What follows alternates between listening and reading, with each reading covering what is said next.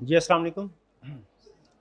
कैफेट आज के लेक्चर आगाज़ करते हैं। आज का लेक्चर नंबर है जी हमारा 1। आज का लेक्चर बेसिकली ओरिएंटेशन लेक्चर होगा। इसमें कुछ सब्जेक्ट से रिलेटेड डिस्कशन करेंगे हम।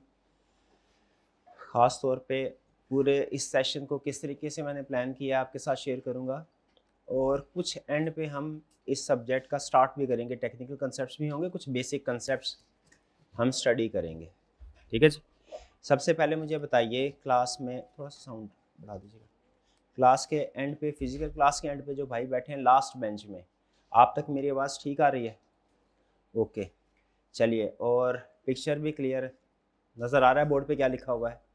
अगर कोई प्रॉब्लम हो तो वो एलसीडीज़ भी लगी हुई हैं, वहाँ से भी आप देख सकते हैं। इसके अलावा मुझे बताइए, हमारी हाइब्रिड क्लासेस, 2 हाइब्रिड क्लासेस हैं। मुझे पहले रूम नंबर 6 के बारे में बताइए, जो हमारी इस फिज़िकल क्लास के बिल्कुल साथ वाला रूम है। फिजिकल क्लास के साथ हाइब्रिड क्लास रूम नंबर 6 है वो। उसमें क्या मेरी आवाज़ ठीक आ रही है? अगर आवाज़ ठीक आ रही है तो एक दफ़ा हाथ उठा दीजिए। हाइब्रिड क्लास, शाबाश।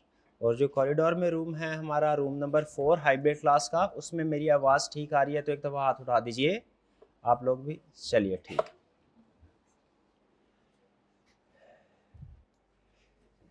जी स्टार्ट करते हैं। अच्छा, एक चीज़ आपने जहन में रखनी है। आपको पता है सीए में कोई भी सब्जेक्ट हो ना, उसमें मटेरियल बहुत ज़्यादा होता है, कंसेप्ट ज़्यादा होते हैं। तो आपने, मेरी कोशिश ये होगी कि मेरी स्पीड थोड़ी बोलने की स्लो हो, ताकि आपको अच्छे तरीके से समझ आए। और कंसेप्ट्स को मेरी कोशिश होती है कि एक क्लास में एक दफ़ा नहीं, 2 या 3 दफ़ा मैं रिपीट करने की कोशिश करूँ, जहन में बैठ जाए। आपने कोशिश करनी है उसे फ़ौरी तौर पे कंसेप्ट्स को पिक करें, क्योंकि ये तो होगा कि आज के दिन में अगर मैं कोई 3 कंसेप्ट्स मैंने आपको सिखाने हैं, तो आज के दिन में मैं वो जब कंसेप्ट सिखाऊंगा तो रिपीट भी इसको करूँगा। लेकिन हफ्ते के बाद, 2 हफ्ते के बाद वही कंसेप्ट दोबारा जो पहले आप पढ़ चुके हैं वो रिवाइज़ करवाना मुश्किल होगा। हालाँकि मैं कोशिश इस तरीके से करूँगा, दरमियान में कुछ क्वेश्चंस वगैरह आपसे पूछता रहूँ, ताकि प्रीवियस कंसेप्ट आप भूलें ना। लेकिन आपने ये कोशिश जारी रखनी, खुद भी ज़हन में रखनी है ये बात, कि जब हम चैप्टर 2 पे पहुँचेंगे, आपने पीरियडिकली चैप्टर 1 की रिवीजन करते रहना है। चैप्टर 3 पे पहुँचेंगे, चैप्टर 2 की रिवीजन करते जाना है। क्लास में फुली अटेंटिव होकर आपने बात सुननी है। ठीक है जी? क्योंकि बहरहाल जितना भी हम स्लो हो जाए, बहरहाल सीए का सब्जेक्ट है, तो इसमें कंसेप्ट्स जो हमने कवर करने हैं वो बहरहाल आपको पता ही है कि थोड़े ज़्यादा होते हैं एकेडमिक क्वालिफिकेशन की निस्बत। स्टार्ट करते हैं। सब्जेक्ट जो है हमारा, पहले सब्जेक्ट का इंट्रोडक्शन, पहले इंस्ट्रक्टर का इंट्रोडक्शन कर लेते हैं। मेरा नाम मोहम्मद आसिफ है, आई कैप का फेलो मेंबर हूँ। 2008 में मैंने सीए क्वालिफाई किया था। तब से उसके बाद 1 साल तक फर्म के साथ अटैच रहा। फिर 2009 में मैंने फुल टाइम बेसिस पे टीचिंग प्रोफेशन को ज्वाइन किया, और तब से आज तक फुल टाइम बेसिस के ऊपर मैं टीचिंग ही कर रहा हूँ। इसमें जो ऑडिट का सब्जेक्ट है, ये मैंने जब टीचिंग स्टार्ट की थी पहले बैच से लेके आज तक कंटिन्यूसली हर बैच में ये सब्जेक्ट पढ़ा रहा हूँ। तकरीबन 17 साल हो गया, लगभग 2008-9 से लगभग 17 साल हो गए। हाँ, सीफैप लेवल पे भी, सीफैप का जो सब्जेक्ट है उस पर भी मैं पढ़ाता हूँ आई कैप का। तो कोशिश मेरी ये होगी कि आपको इस तरीके से पढ़ाऊँ कि जब आप सीफैप लेवल पे जाएँ, तो इस बैच में, इस सेशन में जो आपका पढ़ा हुआ है सब्जेक्ट, जो कंसेप्ट्स है, वो वहाँ पे भी काम आए। कोशिश करूँगा थोड़ा बहुत उसके साथ लिंक बना दूँ, ऐसा जो आपको फील तो नहीं होगा, लेकिन जब आप सीफैप लेवल पे जाएंगे तो इंशाल्लाह आपको वहाँ पे तकरीबन लगभग 50% कंसेप्ट्स में ऐसे लगेगा कि आपने शायद ये कंसेप्ट पहले पढ़ा हुआ है, और डेफिनेटली पढ़ा भी होगा। तो आपकी सीफैप लेवल की भी स्ट्रॉन्ग बेस इसी बैच में इंशाल्लाह बन जाएगी। सब्जेक्ट के बारे में जानना सबसे ज़्यादा, आज के लेक्चर का जो सबसे अहम आपका टास्क है वो ये, इस सब्जेक्ट के बारे में जानना। किसी भी पर्सन को आपने, जैसे दोस्त है ना, अगर आप चाहते हैं उसके साथ अच्छा वक्त गुजरे, उसके मिजाज को समझना ज़रूरी होता है। उसे क्या चीज़ पसंद आती है, क्या चीज़ नापसंद आती है, ताकि आप उसके मिजाज के मुताबिक चल सके। उसी तरह जब किसी सब्जेक्ट को आप पढ़ते हैं ना, ऑप्ट करते हैं, इस सब्जेक्ट को हमने सीखना है, ठीक है, तो सबसे अहम चीज़ ये होती है स्टार्ट में कि उस सब्जेक्ट के मिजाज को समझे कि ये सब्जेक्ट है कैसा, इसमें क्या करना होता है, किस तरीके से करना होता है। ठीक है जी। और इस सब्जेक्ट के मिजाज को समझना आपके लिए इसलिए भी ज़रूरी है कि मोस्ट ऑफ द स्टूडेंट्स ने जो इस वक्त ये मुझे सुन रहे हैं, उन्होंने इससे पहले इस सब्जेक्ट को गालिबन नहीं पढ़ा होगा। ठीक है, ज़्यादातर स्टूडेंट्स के लिए ये सब्जेक्ट नया होगा। आप में से कोई स्टूडेंट ऐसा है, ज़रा मुझे बताइए, जिसने इससे पहले ऑडिट का सब्जेक्ट कहीं ना कहीं पढ़ा हो, सीए में या सीए के अलावा किसी और फील्ड में कहीं पढ़ा हो? अगर है तो कोई हाथ उठा दीजिए। हाईबेल क्लास में भी नहीं, एक स्टूडेंट है, दो इक्का दुक्का स्टूडेंट है सिर्फ, ज़्यादातर स्टूडेंट्स ने नहीं पढ़ा। अकाउंटिंग का सब्जेक्ट कितने स्टूडेंट्स ने पढ़ा हुआ है? हाँ शाबाश। अकाउंटिंग का सब्जेक्ट होता है वो आपने इससे पहले पीआरसी से स्टार्ट हो जाता है। मैं आपको एक पहले बड़ी प्रॉब्लम बताना चाह रहा हूँ जो कि हम ऑडिट के टीचर्स को फेस करना पड़ती है। अकाउंटिंग का सब्जेक्ट आप पीआरसी लेवल पे स्टार्ट कर देते हैं और चार्टर्ड अकाउंटेंट बनने जा रहे हैं, आपको पता है अकाउंटिंग बाय डिफ़ॉल्ट आपका फेवरेट सब्जेक्ट होता है। फिर इसके बाद आप जब कैफ लेवल पे आते हैं तो उसमें भी न्यू स्कीम के मुताबिक जो आपका कैफ 1 है वो गालमन आपका एफएआर का पेपर होता है, 2 पेपर हो गए। और फिर इसके बाद एफएआर 2 भी, जिसे हम कहते थे कॉर्पोरेट रिपोर्टिंग है, कैफ 5 है गालमन, वो ऐसा ही है, कैफ 6 है जी वो। तो उसको भी आप स्टडी करते हैं, यानी कैफ 8 पे पहुंचने से पहले, इस सब्जेक्ट पे का नंबर आने से पहले आप लगभग 3 दफ़ा अकाउंटिंग पढ़ चुके हैं, या ज़्यादातर स्टूडेंट्स 2 दफ़ा तो पढ़ ही चुके होते हैं। हो सकता है ज़्यादातर स्टूडेंट्स ऑडिट के साथ कॉर्पोरेट रिपोर्टिंग का पेपर ले रहे हो। तो जो ऑडिट है, अकाउंटिंग के साथ आप फेमिलियर हैं, ऑडिट के साथ आप बिल्कुल भी फेमिलियर नहीं है, ये बिल्कुल आपके लिए एक नई चीज़ है। इसको हमने एबीसी से स्टार्ट करवाना होता है, यानी समझ लीजिए जैसे अकाउंटिंग में डेबिट क्रेडिट होता है ना, तो जिस लेवल की एक्सपर्टीज आपकी अकाउंटिंग सब्जेक्ट में होगी ना, कैफ क्वालिफाई करने के बाद जिस लेवल की एक्सपर्टीज आपकी अकाउंटिंग के पेपर में होगी, उसी लेवल की एक्सपर्टीज ऑडिट के सब्जेक्ट में भी आपसे एक्सपेक्टेड है आई कैप के। हालांकि मेरे ख्याल में ये गलत है, ये बहुत ज़्यादा ओवरबर्डन हो जाता है स्टूडेंट कि उसको हमने बिल्कुल ज़ीरो से लेके एंड आईएसएस तक, जैसे आप अकाउंटिंग में आईएफआरएस पढ़ते हैं ना, इंटरनेशनल स्टैंडर्ड्स अकाउंटिंग के, उसी तरह ऑडिट में भी स्टैंडर्ड्स होते हैं आईएसएस के। तो आपसे ये भी एक्सपेक्टेड है कि आप उन स्टैंडर्ड्स का नॉलेज आपके पास होगा जब आप ये कोर्स कंप्लीट कर लेंगे। तो प्रॉब्लम ये होती है अकाउंटिंग के, मेरा ये ज़ाती ख्याल है, जो टीचर अकाउंटिंग में कॉर्पोरेट रिपोर्टिंग पढ़ा रहा होगा, उसको अकाउंटिंग में पढ़ाने में, कॉर्पोरेट रिपोर्टिंग में इतनी मुश्किल पेश नहीं आएगी जितनी कि ऑडिट वाले टीचर को पेश आएगी। रीज़न क्या है? रीज़न क्या, ऐसा नहीं है कि कुछ सिलेबस वो आसान है, ज़रा कॉर्पोरेट रिपोर्टिंग का सिलेबस भी ठीक ठाक है, लेकिन वहाँ पे हेल्प क्या मिल जाती है कि बच्चे की बेस बनी हुई है, रिपोर्टिंग में भी बेस बनी हुई है, जैसे पहले पीआरसी में भी अकाउंटिंग स्ट्रॉन्ग बेस बनी होती है, स्ट्रॉन्ग बेस बनी हो, उसके ऊपर कंसेप्ट्स को ऐड करना आसान होता है। ऑडिट में प्रॉब्लम ये है कि बेस भी हमने इसी कोर्स में बनानी है, और उसके बाद कंसेप्ट्स को भी, जो एडवांस कंसेप्ट्स है उसको भी ऐड ऑन करना है, वो इसी कोर्स में करना है। ठीक है, तो मेरा काम भी थोड़ा सा बढ़ गया और आपका काम भी थोड़ा सा बढ़ गया, लेकिन ऐसा नहीं है कि ये कोई बहुत ही मुश्किल है। ठीक है, स्टिल मॉडरेट मैं इसे कहूँगा, प्रोवाइडेड आप कंसिस्टेंसी के साथ पढ़ते हैं। अहम चीज़ इसमें क्या होगी, आपने डेली स्टडी करना है इस सब्जेक्ट को, हर रोज़ पढ़ना है कम से कम 2 घंटे, ये चीज़ ध्यान में रखिएगा। ठीक है जी, तो ऑडिट आपके लिए बिल्कुल नया सब्जेक्ट है। हमने यहीं पे ऑडिट का डेबिट क्रेडिट भी पढ़ना है, जैसे अकाउंटिंग का डेबिट क्रेडिट होता है ना, ऑडिट का भी डेबिट क्रेडिट होता है, वो हमने इसी कोर्स में स्टडी करना है, और एडवांस कंसेप्ट्स भी इसी कोर्स में। ठीक है, तो उसके लिए ज़रूरी है डेली आपने कम से कम 2 घंटे पढ़ना है, ये सूल याद रखिएगा। सब्जेक्ट है क्या, सुनिए, ये असल में इसका नंबर भी आपको इसके बारे में कुछ इंफॉर्मेशन दे रहा होता है। ये कैफ लेवल पे इसका नंबर है कैफ 8, अकाउंटिंग है कैफ 6। ठीक है, तो ऑडिट को समझाने के लिए मैं इसको कंपैरिजन करवाऊंगा अकाउंटिंग के साथ, क्योंकि कैफ लेवल सीए में अभी तक आपने जो सब्जेक्ट सबसे ज़्यादा दबा के पढ़ा होगा ना, वो अकाउंटिंग का होगा। ऐसे कंपेयर करते हैं। अकाउंटिंग किसे कहते हैं? अकाउंटिंग है preparation of financial statements in accordance with IFRS. ऐसा ही है जी, अगर मैं सम अप करना चाहूँ अकाउंटिंग क्या है, अकाउंटिंग है आईएफआरएस के मुताबिक फाइनेंशियल स्टेटमेंट्स को प्रिपेयर करना। ठीक है, अब ऑडिट क्या है, ऑडिट को कैसे डिफाइन करेंगे? ऑडिट ये है to verify financial statements in accordance with ISS, यानी जो अकाउंटिंग में क्या करते हैं, फाइनेंशियल स्टेटमेंट्स प्रिपेयर करते हैं, ऑडिट में क्या करते हैं, उस फाइनेंशियल स्टेटमेंट्स को वेरीफाई करते हैं। तो अकाउंटिंग क्या है, preparation of financial statements, audit क्या है, verification of financial statements. Accounting के भी इंटरनेशनल स्टैंडर्ड्स है, वो क्या है, IFRS। ऑडिट के भी इंटरनेशनल स्टैंडर्ड्स है, यानी ऑडिट कैसे करेंगे, हर एक हमारी मर्जी नहीं है कि मेरी मर्जी मैं जैसे मर्जी फाइनेंशियल स्टेटमेंट्स बनाऊं, नहीं नहीं, मुझे फाइनेंशियल स्टेटमेंट IFRS के मुताबिक बनानी है, मेरी मर्जी मैं जैसे मर्जी ऑडिट करूं, नहीं नहीं, ऑडिट करने के लिए भी इंटरनेशनल स्टैंडर्ड्स, उन्हें क्या बोलते हैं, ISA, international standards on auditing. तो बेसिकली ऑडिट क्या है, ऑडिट है वेरिफिकेशन करना। अच्छा, वेरिफिकेशन बहुत सी चीजों की हो सकती है, हमारे सिलेबस की हद तक वेरिफिकेशन किसकी होगी, वेरिफिकेशन ऑफ फाइनेंशियल स्टेटमेंट्स। तो कोई आपसे पूछिए ऑडिट क्या है, आपने क्या कहना है, ऑडिट क्या है, ऑडिट है verification of financial statements.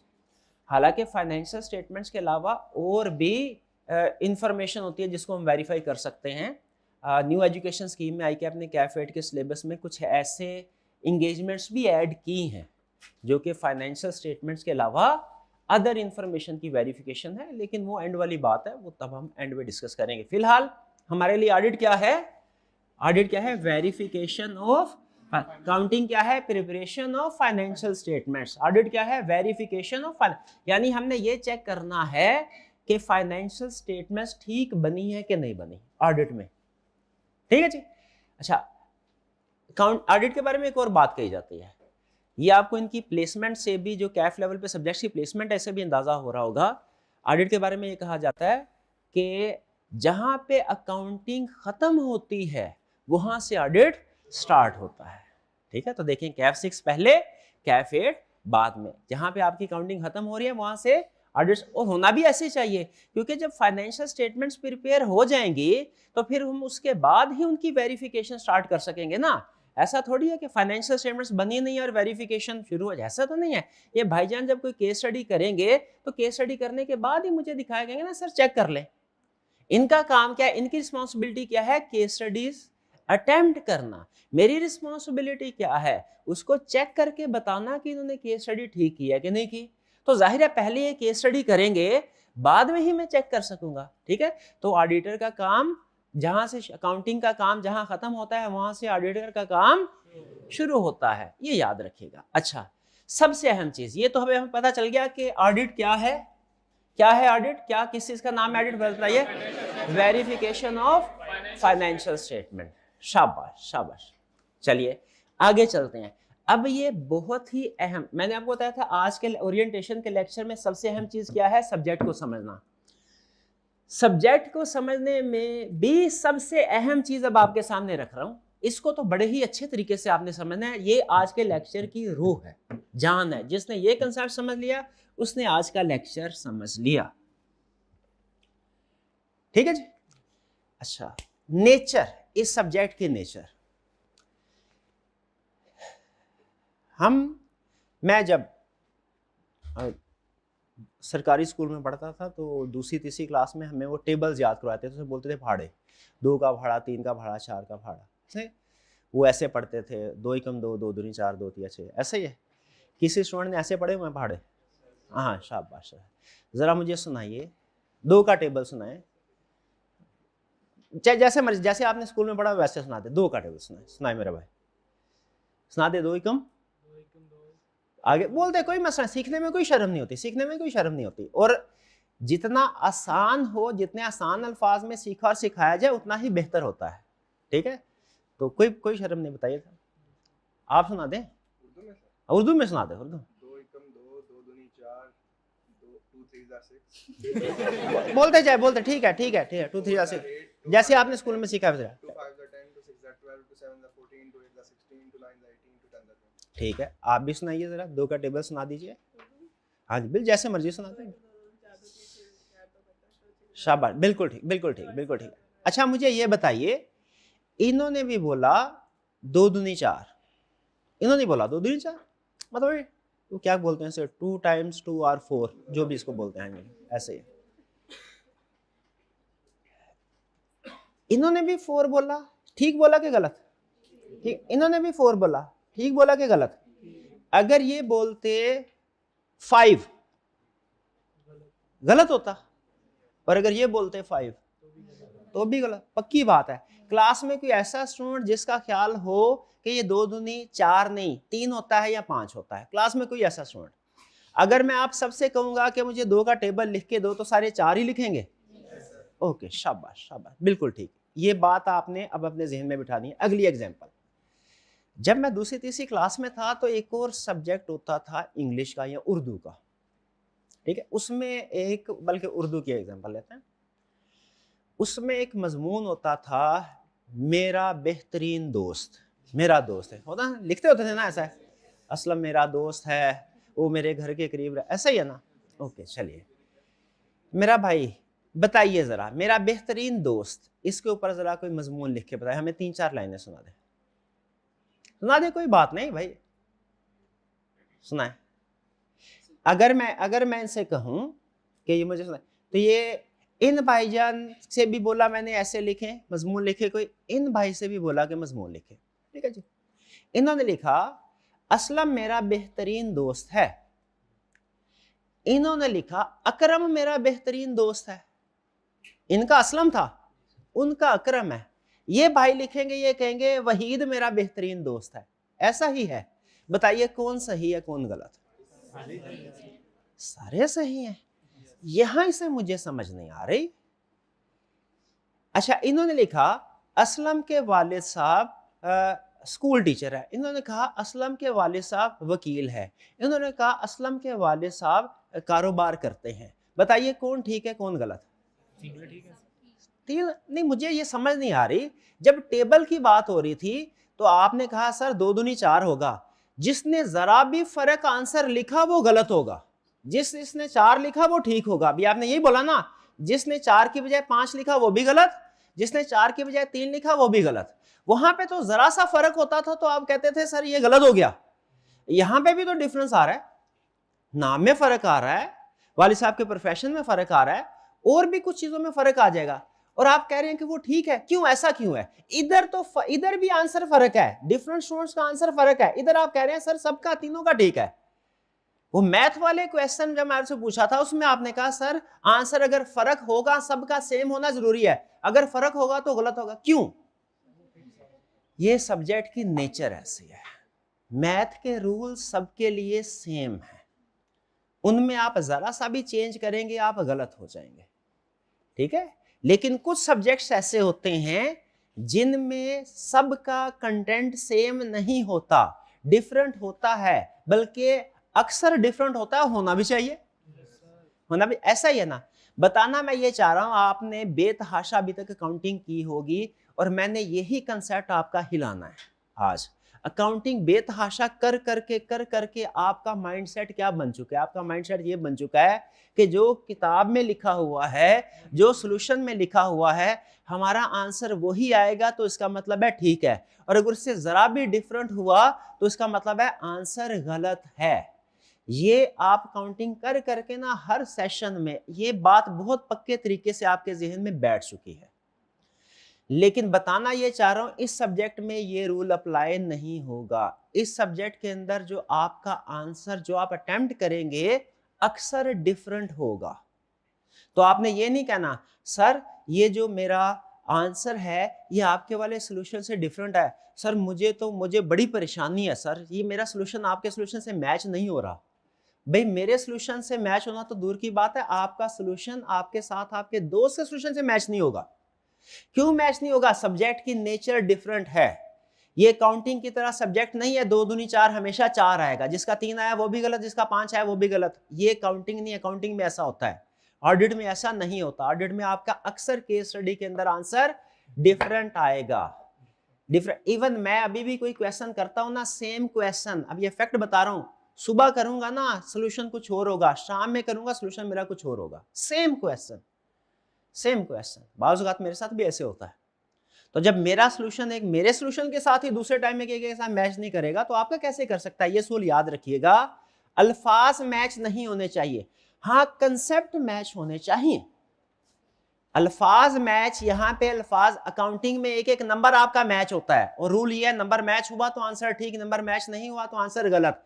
Audit में ऐसा नहीं होगा, कंसेप्ट मैच करने हैं। अल्फाज मैच नहीं करने कभी भी नहीं होंगे, अभी बता रहा हूं। पूरे सेशन में सबसे ज्यादा स्टूडेंट इस बात से परेशान होते हैं, सर हमारा सोल्यूशन जो है वो जैसी सोल्यूशन से मैच नहीं करता। आपने याद रखिए क्या मैच करना है, क्या मैच नहीं करना, ये सुन लीजिए। अल्फाज मैच नहीं करने, कंसेप्ट मैच करना है, कंसेप्ट मैच करना है, अल्फाज मैच नहीं। ये बात समझ आ गई? ठीक है, हालांकि छोटी सी बात थी लेकिन थोड़ा एक्सप्लेन करके आपके सामने इसलिए रखी है कि अच्छे तरीके से ज़हन में बैठ जाए। ऑडिट अकाउंटिंग नहीं है, इसमें अकाउंटिंग वाला रूल नहीं लगेगा। आपके अक्सर सॉल्यूशंस जैसे सॉल्यूशन से डिफरेंट होंगे, आपने परेशान नहीं होना। हाँ, कंसेप्ट मैच करने हैं, कंसेप्ट मैच करना है। मुझे याद आ गया उसमें एक मजमून और भी होता था, वो क्या होता था, कुर्सी। ठीक है, उसमें होता था इसकी 4 टांगे हैं, तो अगर आप माई फ्रेंड का ऐसे लिख रहे होंगे, उसमें आपने लिख दिया उसकी 4 टांगे हैं, वो गलत हो जाएगा। क्यों? वो अल्फाज भी फर्क है, वो कंसेप्ट भी फर्क है, वो कंसेप्ट भी गलत हो गया। तो कंसेप्ट गलत हो जाएगा, फिर आपके ऑडिट में मार्क्स डिडक्ट होंगे। अल्फाज फर्क हो जाएंगे, आपके मार्क्स डिडक्ट नहीं। ये बात समझ आई आपको? तो आज के लेक्चर की सबसे अहम चीज क्या सीखी आपने भला? ऑडिट अकाउंटिंग की तरह नहीं है, इसमें आपका सॉल्यूशन एग्जैक्ट मैच होना लाजमी नहीं है, बल्कि नहीं होगा, नहीं होगा, अक्सर नहीं होगा सॉल्यूशन। तो क्या चीज मैच करनी है हमने? कंसेप्ट्स मैच करने, अल्फाज मैच नहीं करने। शाबाश। चलिए ये चीज आ गई। फिर इसके बाद नेक्स्ट प्री रेक्विजिट्स क्या है? आपने काउंटिंग पढ़ी हो, ये कौन से वाला FAR का पेपर आपने पढ़ा हो, FAR 1 का पेपर। क्लास में कोई ऐसा स्टूडेंट जिसने FAR 1 नहीं पढ़ा हुआ? क्लास में कोई ऐसा स्टूडेंट है जिसने FAR 1 नहीं पढ़ा हुआ? सारे student hybrid class room number 6 में जरा बताइए, हाथ उठाइए। क्लास में कोई ऐसा स्टूडेंट हाइब्रिड क्लास में जिसने FAR 1 ना पढ़ा हो? सबने पढ़ा है। हाइब्रिड क्लास रूम नंबर 4 में कोई ऐसा स्टूडेंट जिसने FAR 1? सबने पढ़ा हुआ है, ऐसा ही है, सबने पढ़ा हुआ है। ओके। जो कॉर्पोरेट रिपोर्टिंग का सब्जेक्ट है ना, याद रखिए ये पढ़ा होना लाजमी नहीं है। सिर्फ आपने FAR 1 पढ़ा है, ऑडिट पढ़ने के लिए काफी है। ऑडिट पढ़ने के लिए जो कंसेप्ट जरूरी होते हैं वो FAR 1 तक आ जाते हैं आपको। ठीक है, कॉर्पोरेट रिपोर्टिंग अगर आपने नहीं पढ़ा हुआ है कोई बात नहीं, 2-3 कंसेप्ट में हेल्प हो जाएगी। नहीं पढ़ा हुआ कोई इशू नहीं है। ठीक है, तो अक्सर स्टूडेंट ये क्वेश्चन पूछते हैं, सर मैंने अभी FAR 2 का पेपर, वो पुरानी स्कीम के मुताबिक, FAR 2 का पेपर नई स्कीम के मुताबिक कॉर्पोरेट रिपोर्टिंग ही नाम है ना इसका, हाँ, FAR 2 का पेपर मैंने नहीं पढ़ा हुआ, क्या मैं ऑडिट का सब्जेक्ट पढ़ सकता हूं? ये क्वेश्चन गलत है। ठीक है, ये क्वेश्चन पढ़ सकते, इसका 1 वर्ड आंसर ये है, पढ़ सकते हैं। लेकिन याद रखिएगा हमारे ऑडिट में 2 सब्जेक्ट्स के कंसेप्ट्स इंक्लूड होते हैं ऑडिट के अलावा, एक अकाउंटिंग और एक कंपनी लॉ। ठीक है, वो जो बिजनेस लॉ बन गया, कंपनी लॉ और अकाउंटिंग, ये 2 कंसेप्ट इंक्लूड होते हैं ऑडिट के अलावा। तो आपने जब कभी पूछना होता है ना, तो सवाल ये नहीं होना चाहिए, सर मैंने कंपनी लॉ नहीं पढ़ा हुआ, मैंने अकाउंटिंग नहीं पढ़ी, फॉर एग्जांपल FAR नहीं पढ़ी हुई, FAR 2 नहीं पढ़ी, क्या मैं ऑडिट का पेपर उठा सकता हूं, मैं इसको सिलेक्ट कर सकता? सवाल ये नहीं है। सवाल असल में क्या होना चाहिए? सवाल ये होना चाहिए कि सर ऑडिट के पेपर में अकाउंटिंग और लॉ के कंसेप्ट्स भी यूज होते हैं, क्या आप वो कंसेप्ट्स ऑडिट में पढ़ाएंगे? सवाल क्या है, उस्ताद से सवाल क्या पूछना है, सर ऑडिट में अकाउंटिंग के कंसेप्ट्स भी टेस्ट होते हैं, लॉ के कंसेप्ट्स भी टेस्ट होते हैं, क्या वो कंसेप्ट्स जो दूसरे सब्जेक्ट्स के हैं क्या ऑडिट में लेकिन इस्तेमाल होते हैं डायरेक्ट, क्या वो पढ़ाएंगे? अगर टीचर कहें हाँ पढ़ाऊंगा, तो इसका मतलब है बेफिक्र हो कि आप ऑडिट का सब्जेक्ट उठा सकते हैं। और अगर टीचर कहे मैं नहीं पढ़ाऊंगा वो, तो फिर इसका मतलब ये हुआ पहले आपको वो सब्जेक्ट पढ़ने होंगे, फिर आप पढ़ सकते हैं ऑडिट। तो ऑडिट में कॉर्पोरेट रिपोर्टिंग के भी 2-3 टॉपिक्स ऐसे हैं जो कि इंक्लूडेड हैं, लेकिन मैं उसके बावजूद आपको कह रहा हूं, क्या कह रहा हूं, कि कॉर्पोरेट रिपोर्टिंग पढ़ना जरूरी नहीं है। क्यों जरूरी नहीं है? क्योंकि वो कंसेप्ट्स आपको क्लास में मैं खुद कवर कराऊंगा, वो मेरी जिम्मेदारी में आ जाते हैं। ठीक है, जो कंसेप्ट्स दूसरे सब्जेक्ट्स के हैं लेकिन इस सब्जेक्ट में टेस्ट हो रहे हैं, तो याद रखिए क्या वो सब्जेक्ट के टीचर की जिम्मेदारी बनती है कि नहीं बनती पढ़ाना? बिल्कुल बनती है, क्योंकि अक्सर स्टूडेंट्स ने यहाँ तो पढ़े नहीं होंगे, पढ़े होंगे तो भूल चुके होंगे। ठीक है, इसलिए कॉर्पोरेट रिपोर्टिंग ना भी पढ़ी हो प्रॉब्लम कोई नहीं है। ठीक, लेकिन FAR 1 पढ़ा हो तो वो जरूरी है, और वो आपने पढ़ा हो। आगे चलते हैं नेक्स्ट। डिफिकल्टी लेवल क्या है? ये मैंने आपको बता दिया, डिफिकल्टी लेवल है मॉडरेट। मॉडरेट का मतलब क्या है? इसमें सिलेबस लेंथी है, कंसेप्ट्स बहुत ज़्यादा हैं, और इस दफ़ा ICAP ने मजीद कुछ कंसेप्ट्स ऐड कर दिए न्यू एजुकेशन स्कीम में। कंसेप्ट्स की तादाद ज़्यादा है, और जैसे मैंने बताया बेस 0 है, यानी आपको ABC से स्टार्ट करना पड़ता है बिल्कुल हमें, ठीक है। कोई हेल्प नहीं मिलेगी, मुझे खुद आपको डेबिट क्रेडिट भी सिखाना पड़ेगा ऑडिट का, और फिर उसके बाद एडवांस लेवल पे भी लेके चलना पड़ेगा। प्रॉब्लम कोई नहीं है, सिर्फ एक चीज़, क्या सिलेबस लेंथी हो जाता है, आपने डेली पढ़ना है, तो डेली पढ़ेंगे जी, पक्की बात है। आगे चलते हैं नेक्स्ट। पासिंग परसेंटेज लगभग पिछले अगर 10 सालों की एवरेज निकाली जाए, सब्जेक्ट की एवरेज है 33%, और ये एवरेज जो अकाउंटिंग के पेपर होते हैं ना आपके, जैसे मैनेजमेंट अकाउंटिंग है, जैसे कॉर्पोरेट रिपोर्टिंग है, उससे कम है। कम होने की रीज़न क्या है? रीज़न ये नहीं है कि ये सब्जेक्ट्स डिफ़िकल्ट है, रीज़न ये है इस सब्जेक्ट का स्टूडेंट्स नॉर्मली मिजाज अच्छे तरीके से नहीं समझ पाते, और इसकी प्रैक्टिस करने में प्रॉब्लम होती है। अभी तो सेशन का आगाज़ है ना, आप बड़े कमिटेड है, मोटिवेटेड है, आप कहते हैं सर आप हमसे आज चाहे 4 घंटे रोज़ पढ़ने का भी वादा करवा लें, हम तैयार हैं, ठीक है, ऐसे ही होता है। लेकिन जब आगे रूटीन में आपको असाइनमेंट्स मिलेगी, असल आपका टेस्ट तब होगा कि आप वो 2 घंटे वाली कमिटमेंट पूरी कर पाते हैं कि नहीं कर पाते। अक्सर ऐसा होता है, अकाउंटिंग हमारा फेवरेट टॉपिक, फेवरेट सब्जेक्ट होता है, हम उसको बेतहाशा पढ़ते हैं, वो ऑटोमेटिकली दिल करता है, ठीक है। एक चीज़ हो, क्वेश्चन किया बोरिंग कॉस्ट का, वो आंसर टैली हो गया, अच्छा शाबाश, वो एक आंसर का सही हो जाना ना, वो हमें फ्यूल प्रोवाइड कर देता है अगला क्वेश्चन करने के लिए, हम मोटिवेटेड हो जाते हैं, ऑटोमेटिकली दिल करता है अगला क्वेश्चन भी करें, दूसरा क्वेश्चन भी ठीक हुआ, तीसरा क्वेश्चन भी करें। ऑडिट में क्या होता है, एक तो वैसे थ्योरी करते हुए जान जाती है, ठीक है। मैं भी जब स्टूडेंट था ना, तो लिखना जो होता है ना, ये ऐसे वगैरह लिखना मुझे बड़ा मुश्किल काम लगता था, मेरी अपनी जान जाती है, लेकिन फिर भी मजबूरी कुछ ना कुछ काम करना पड़ता है। तो एक तो आपको अपने आप को तैयार करना मुश्किल होगा कि मैंने ये केस स्टडीज को अटेम्प्ट करना है, और अगर कर भी लिया आपने तैयार, तो फिर इसके बाद जब केस स्टडी को सॉल्व करते हैं, सोल्यूशन के साथ कंपेयर करते हैं, उधर कुछ और लिखा होता है, आपने कुछ और लिखा होता है, आप कहते हैं नहीं नहीं नहीं, ये तो पता नहीं क्या लिखा है, कल सर से पूछेंगे कि ये डिफरेंस क्यों है, इसको छोड़ते हैं, दूसरा कोई काम करते हैं। ये दो बड़ी रीजन होंगी, एक थ्योरेटिकल पेपर के क्वेश्चन को सॉल्व करना, ये अपने आप को थोड़ा तैयार करना पड़ता है, समझाना पड़ता है कि मैंने ये काम करना है, खुद से दिल नहीं करता, काउंटिंग का क्वेश्चन करने को खुद से दिल करता है, ऑडिट में खुद से दिल नहीं करता समझाना। और फिर खास तौर पे जब आप क्वेश्चन एक दो अटेम्प्ट करते हैं, सोल्यूशन मैच नहीं करते, तो आप डिसऑर्ट हो जाते हैं, आपने उससे डिसऑर्ट नहीं होना। कंसेप्ट्स मैच करने, मैंने आपको बताया, अल्फाज मैच नहीं करने, और अगर मैच नहीं हो रहे कोई प्रॉब्लम नहीं है, ठीक है जी, उसको पढ़े सीखें, मैच कंसेप्ट्स हो गए, ओके, आगे मूव करना है। तो आपने डेली प्रैक्टिस को नहीं छोड़ना। नेक्स्ट पेपर पैटर्न क्या होगा? पेपर पैटर्न हमारे इस पेपर ICAP के कुछ एग्जाम ऐसे हैं जिनमें MCQs भी होते हैं, ठीक है। हमारे इस ऑडिट के पेपर में कोई मल्टीपल चॉइस क्वेश्चन नहीं है, 1 नंबर का भी नहीं है। 2 तरह के क्वेश्चंस होते हैं, एक को हम कहते हैं थ्योरेटिकल क्वेश्चन, एक को कहते हैं केस स्टडीज। थ्योरेटिकल क्वेश्चन क्या होते हैं? रिप्रोडक्शन का क्वेश्चन, रटे वाले सवाल, ठीक है, जिनमें आपने कुछ ना कुछ याद करना होता है। और केस स्टडीज क्या है? एप्लीकेशन बेस्ड क्वेश्चन, जिसमें जो कुछ आपने सीखा हुआ है उसको डिफरेंट ऑडिट सिनेरियोज में अप्लाई करना होता है। 2 तरह के क्वेश्चन। अगर वेटेज को देखा जाए तो 30% के करीब वेटेज होगी हमारी रिप्रोडक्शन वाले क्वेश्चन की, और 70% के करीब वेटेज होगी केस स्टडी बेस्ड क्वेश्चन की। ICAP आहिस्ता आहिस्ता इसको मजीद चेंज कर रहा है।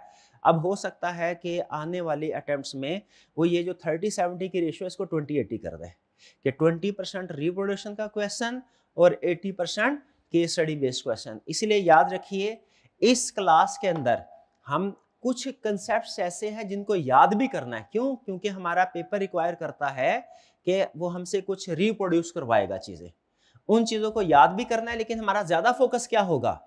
मेमोराइजेशन की तरफ नहीं, केस स्टडीज को अटेम्प्ट करने की तरफ। तो आपको केस स्टडीज अटेम्प्ट करने की प्रैक्टिस खास तौर पे करनी है। अब केस स्टडी को किस तरीके से अटेम्प्ट करना है, ये आपको सिखाना मेरी जिम्मेदारी है, ठीक है, वो मेरी जिम्मेदारी है। लेकिन आपने क्या करना है, डेली होम असाइनमेंट्स जो आपको दी जाएंगी उनको आपने अटेम्प्ट करते रहना है। पेपर पैटर्न भी हो गया जी। यहाँ पे अब हम लगाते हैं अपना चेक पॉइंट। अभी तक की डिस्कशन में हमने क्या सीखा? इंस्ट्रक्टर का इंट्रोडक्शन और खास तौर पे सब्जेक्ट का इंट्रोडक्शन, जिसमें सबसे अहम चीज हमने क्या सीखी कि ऑडिट क्या है? ऑडिट है वेरिफिकेशन, अकाउंटिंग है preparation of financial statements prepare करना, और ऑडिट क्या है? Verification of financial statement. शाबाश। और इस सब्जेक्ट की नेचर के बारे में मैंने आपको क्या बताया है? इस सब्जेक्ट की नेचर है जजमेंटल। जजमेंटल का मतलब क्या होता है? न्यूमेरिकल नहीं है। न्यूमेरिकल क्या होता है? 2 + 2 = 4, ये न्यूमेरिकल है। जजमेंटल क्या है? जजमेंटल का मतलब है जिसमें आपने सोच के फैसला करना होता है। जजमेंट का मतलब क्या? सोच के फैसला करना। तो यहाँ पे आपने सोच के फैसले करने होंगे, और चूंकि वो जब आप फैसला करेंगे उसको लिखेंगे तो ड्राफ्टिंग हर स्टूडेंट की डिफरेंट होती है दूसरे से, तो अल्फाज मैच नहीं होंगे लेकिन कंसेप्ट्स मैच होने चाहिए। ठीक है जी, यहां तक आपका कोई क्वेश्चन कुछ पूछना चाहते हो तो पूछ लीजिए, शाबाश जी।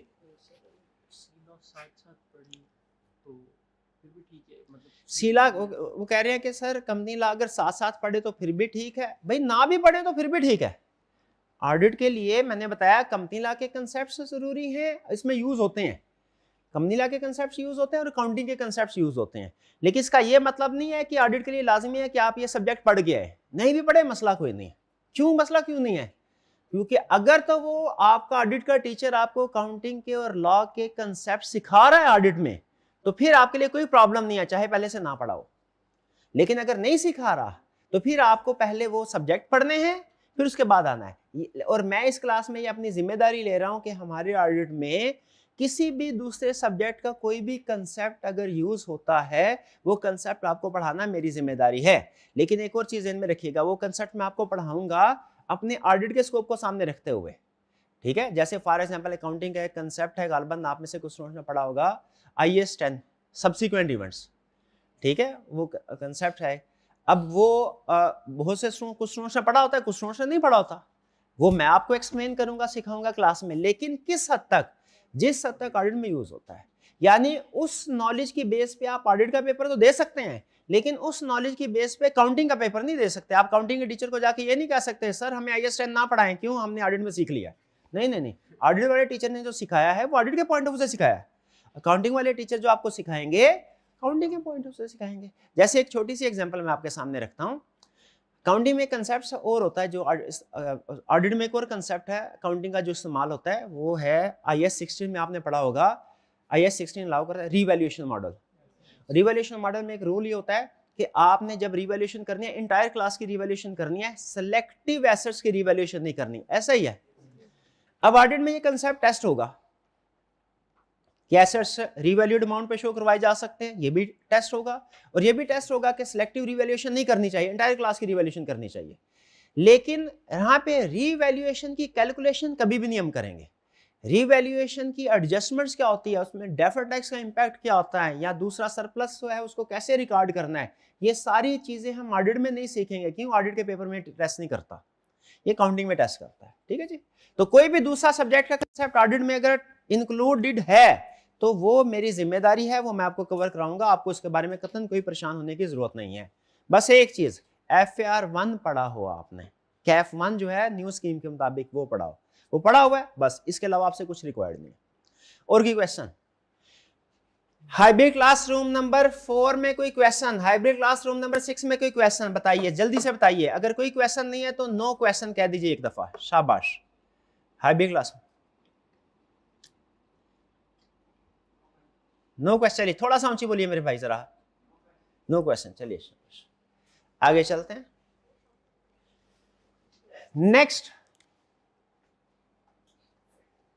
कोर्स कवरेज, ये बल्कि mode of learning, online learning, इसको भी छोड़ें।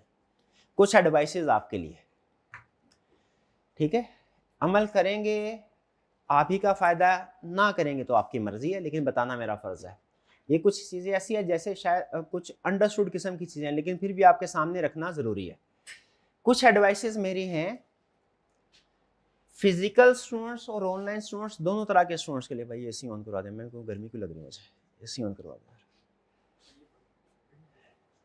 फिजिकल स्टूडेंट्स ये बंद करवा दें, अच्छा। फिजिकल स्टूडेंट्स और ऑनलाइन दोनों तरह के स्टूडेंट्स के लिए मेरी कुछ एडवाइसेस हैं। पहली एडवाइस मैंने आपको क्या बोली, 2 घंटे हर रोज पढ़ना है। हर रोज 2 घंटे का मतलब ये है कि डेली पढ़ना है। इसका ये मतलब नहीं है कि वीकेंड पे आपने अगर 14 आवर्स पढ़ लिया, 14 घंटे, 2 साथ 14 घंटे पढ़ लिया, पूरे हफ्ते का हक अदा हो गया, ऐसा नहीं होगा। साइकोलॉजिस्ट ने रिसर्च की, उन्होंने बोला education psychologist 2+2 is greater than 5। इसका मतलब क्या है? इसका मतलब ये एक स्टूडेंट 5 घंटे कंसेक्टिव पढ़ता है, दूसरा स्टूडेंट 2 घंटे कंसेक्टिव पढ़ता है, ब्रेक लेता है, फिर उसके बाद 2 घंटे पढ़ता है, किसकी परफॉर्मेंस ज्यादा होगी? 2+2, जिसने इंटरवल के साथ पढ़ा। इसीलिए हर रोज 2-2 घंटे पढ़ना, इसकी प्रोडक्टिविटी ज्यादा होगी। वीकेंड के ऊपर 8-10 घंटे पढ़ लेना, इससे वो प्रोडक्टिविटी आपको नहीं मिलेगी। तो डेली पढ़ना है क्या, 2 घंटे। फिर इसके बाद आपको पता है लर्निंग कर्व पता है ना आपको। जब आप काउंटिंग का पहला क्वेश्चन करते हैं ना, जैसे फॉर एग्जांपल मैंने एक दफ़ा ये जब मैं स्टूडेंट था तो कैलकुलेशन की थी, बैंक रिकंसिलिएशन स्टेटमेंट का पहला क्वेश्चन मेरा उस वक्त टाइम लेके जाता 15 मिनट, दूसरा क्वेश्चन लगभग 12 मिनट, और तीसरा क्वेश्चन 8 से 9 मिनट में हो जाया करता था। शायद आपने भी ये चीज़ ऑब्जर्व की हो कि जब आप थोड़ा आधा पौना घंटा काउंटिंग कर लेते हैं ना, कैलकुलेटर पे हाथ चलना शुरू हो जाता है, उसके बाद नेक्स्ट क्वेश्चन में स्पीड ऑटोमेटिकली बढ़, ये लर्निंग कर्व कहलाता है। लर्निंग कर्व से फायदा तो होता है, एफिशिएंसी बढ़ती है, लेकिन लर्निंग कर्व को किल कर देती है डिस्ट्रैक्शन। अगर आपने पहला क्वेश्चन किया है ना 15 मिनट में, दूसरा क्वेश्चन करने लगे हैं, बेल हुई, आप उठ के गए दरवाजे पे, देखा कौन है, उसके बाद दरवाजा बंद किया, वापस आए, आपका लर्निंग कर्व 0 से स्टार्ट होगा। डिस्ट्रैक्शन की वजह से आप डिस्टर्बेंस होगी, दोबारा उस जगह पे आने के लिए आपको 3-4 मिनट चाहिए। ऐसे ही होता है ना, सोच जो है वो डाइवर्ट हो जाती है। दुनिया में सबसे बड़ी डिस्ट्रैक्टिंग डिवाइस है मोबाइल। जब कभी आपने स्टडीज करनी है, मोबाइल आप नहीं छोड़ सकेंगे, वो मुझे मैं छोड़ने को कह भी नहीं रहा। मैं सिर्फ ये कह रहा हूं, जब आप पढ़ रहे हो उस वक्त आपको मोबाइल को इस्तेमाल नहीं करना, ठीक है। अपने सामने भी नहीं रखना, इसको साइलेंट कीजिए और बैग में रखें किसी ऐसी जगह जहां पे ये आपको नजर ना आए, ठीक है। अगर आप इसको साइलेंट तो कर दिया लेकिन सामने रखा, थोड़ी देर बाद मैसेज आएगा, ठीक है, स्क्रीन के सामने डिस्प्ले आएगा, आपकी ऑटोमेटिकली नजर उसकी तरफ जाएगी। तो जब कभी स्टडी करनी है, आपने रूल क्या है, मोबाइल को ऑफ ना भी करें, साइलेंट करें, और अपनी नजरों से दूर रखना है। मोबाइल को क्या करना है, साइलेंट करें और नजरों से, ताकि आपका जो लर्निंग कर्व बन रहा है ना वो डिस्टर्ब ना हो, ठीक है। फिर इसके बाद कोशिश करें, ये जो सब्जेक्ट है ना हमारा, ये रिकमेंडेशन है, लाजमी नहीं है, ये मॉर्निंग टाइम में पढ़ें। मॉर्निंग टाइम में हम फ्रेश होते हैं, ठीक है। इवनिंग टाइम में हम एग्जॉस्ट हुए होते हैं, ठीक है। ये मैं अपने पर्सनल एक्सपीरियंस की बेस पे कह रहा हूँ। इवनिंग में मैं अकाउंटिंग जो होता है ना, अकाउंटिंग वाले सब्जेक्ट्स, वो मैंने इवनिंग में रखे होते थे, क्योंकि जब आप एग्जॉस्ट होते हैं, थके होते हैं, तो उस टाइम में काउंटिंग चल जाती है, कैलकुलेशंस होती हैं, चल जाती है। लेकिन ऐसा सब्जेक्ट जिसको आपने पढ़ना हो, उसको समझना है, उस पर गौर करना है, उसके लिए फ्रेश माइंड चाहिए होता है, ठीक है। तो शाम में अगर वही चीज़ मैं पढ़ूँ, मुझे 1 घंटा लगता है, मॉर्निंग में वही चीज़ पढ़ूँ, वो 35-40 मिनट में मेरी क्लियर हो जाती है। तो मेरी सजेशन ये है कि जब कभी ऑडिट पढ़े, उस वक्त स्टडी करें जब आपका माइंड फ्रेश हो। अमूमी तौर पे मॉर्निंग में होता है, लेकिन जो भी आपको टाइम सूट करे, लाजमी नहीं है, आप उस वक्त इस सब्जेक्ट को पढ़ सकते हैं। फिर सबसे अहम चीज, सिलेक्टिव स्टडी नहीं करनी। सिलेक्टिव स्टडी आपको पता है पूरे सीए में कहीं पे भी आपको चॉइस नहीं मिलती, आपने ये चीज नोट की है, ठीक है भाई। यूनिवर्सिटी वगैरह के पेपर देखें ना, उसमें आप देखें वो 8 में से 5 सवाल करे, 10 में से 5 सवाल को, ऐसे होता है। सिलेक्टिव स्टडी होती है। सिलेक्टिव स्टडी को आई कैप डिस्कस, जहां कहीं ऑप्शंस होती है ना, याद रखें 6 में से 5 सवाल करने हैं, अगर ये भी होगा ना, एक क्वेश्चन की भी ऑप्शन होगी ना, ऑप्शंस हमेशा सिलेक्टिव स्टडी को इंकरेज करती है।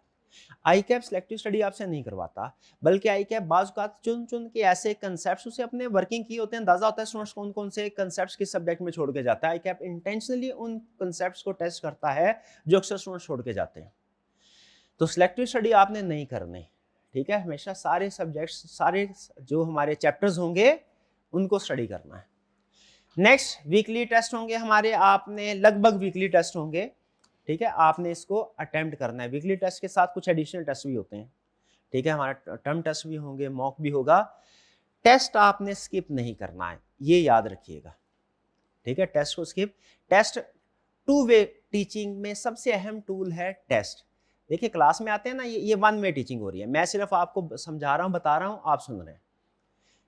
आपको समझ आ रही है कि नहीं आ रही? जब मैं आपसे पूछूंगा ना समझ आ रही है कि नहीं, आप कहेंगे सर बिल्कुल समझ आ रही है, हर चीज समझ आ रही है, ठीक है।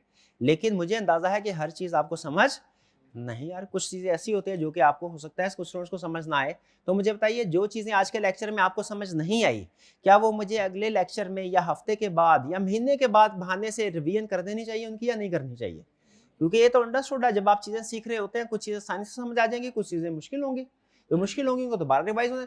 मुझे कैसे पता चलेगा मैंने कौन से कंसेप्ट को रिवाइज करना है? एक तो अपने एक्सपीरियंस से मुझे ऑलरेडी अंदाजा है, हर टीचर का एक्सपीरियंस, टीचर को अंदाजा होता है कि किस किस जगह पे बच्चे को क्या प्रॉब्लम आती है, लेकिन स्टिल मुझे पता होना चाहिए, आप स्पेसिफिक स्टूडेंट है, ठीक है। हो सकता है आपको कुछ चीजें ऐसी मुश्किल लग रही हो जो कि पिछले वाले स्टूडेंट्स को आसान लग रही थी, या वाइस वर्सा हो। मुझे कैसे पता चलेगा कौन सा कंसेप्ट समझ आया कि नहीं है? वो आपके टेस्ट से पता चलेगा। तो आपने अपने टेस्ट लाजमी अटेम्प्ट करने हैं, ठीक है, ये ज़रूर जहन में रखिएगा। और एक बहुत बड़ी एक मिसअंडरस्टैंडिंग होती है बच्चों की, बड़ी खतरनाक बात, कि वो कहते हैं सर अभी तैयारी नहीं है, हम तैयारी पूरी करके ना फिर टेस्ट देंगे। तैयारी पूरी करके, वो पूरी तैयारी कभी भी नहीं होगी। याद रखें, जब किसी टेस्ट का टाइम आ गया, आपकी चाहे 40% प्रिपरेशन लेवल क्यों ना हो, आपने उस टेस्ट को अटेम्प्ट जरूर करना है, जरूर कीजिएगा, टेस्ट ना कभी छोड़ें। संडे हफ्ते में एक दिन ऐसा रखें जिसमें आपने रिवीजन करनी है। रिवीजन के लिए स्टूडेंट्स नॉर्मली आखिरी महीना रखते हैं, अभी लेक्चर निपटाते जाए, आखिरी महीने रिवीजन करेंगे। लास्ट मंथ में रिवीजन नहीं, प्रेशर होता है दूसरे सब्जेक्ट्स का भी ज़्यादा, तो लास्ट मंथ में रिवीजन को ना छोड़े, बल्कि रिवीजन को आपने साथ साथ करना है। हफ्ते में एक दिन, जैसे संडे का दिन है, इसको ज़रूर रखिए जिसमें आपने सिर्फ और सिर्फ रिवीजन करनी है। Don't trust social media. आपने अपने कैरियर का कोई भी डिसीजन करना ना, याद रखिए एक चीज़ हमेशा ज़हन में रखिएगा, अगर आपके सामने, मैं फ़र्ज़ कीजिए किसी पॉलिटिशियन का नाम लेता हूँ, किसी एक पॉलिटिशियन का, और आपसे कहता हूँ बताइए ये गुड है या बैड है, कुछ स्टूडेंट कहेंगे गुड, कुछ कहेंगे बैड। किसी दूसरे पॉलिटिशियन का नाम लूँगा, कुछ स्टूडेंट कहेंगे गुड, कुछ कहेंगे बैड, ऐसा ही है ना। अगर किसी एक सूल याद रखिएगा, टीचर जो होता है ना, टीचर, उसको इम्पार्शल होना ज़रूरी है। मैं अगर इम्पार्शल हूँगा ना किसी, तभी आपको सिखा सकूँगा। तो हमने इंटेंशनली अपने आप को इम्पार्शल रखना होता है।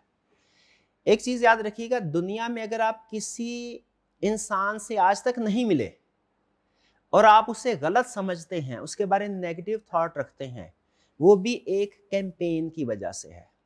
और दुनिया के किसी पर्सन से आप कभी नहीं मिले और उसे आप अच्छा समझते हैं, वो भी एक कैंपेन की वजह से है। बैकएंड पे कैंपेन चलती है। ये जो आज की ये एज है ना, इसे इंफॉर्मेशन एज बोलते हैं, ठीक है।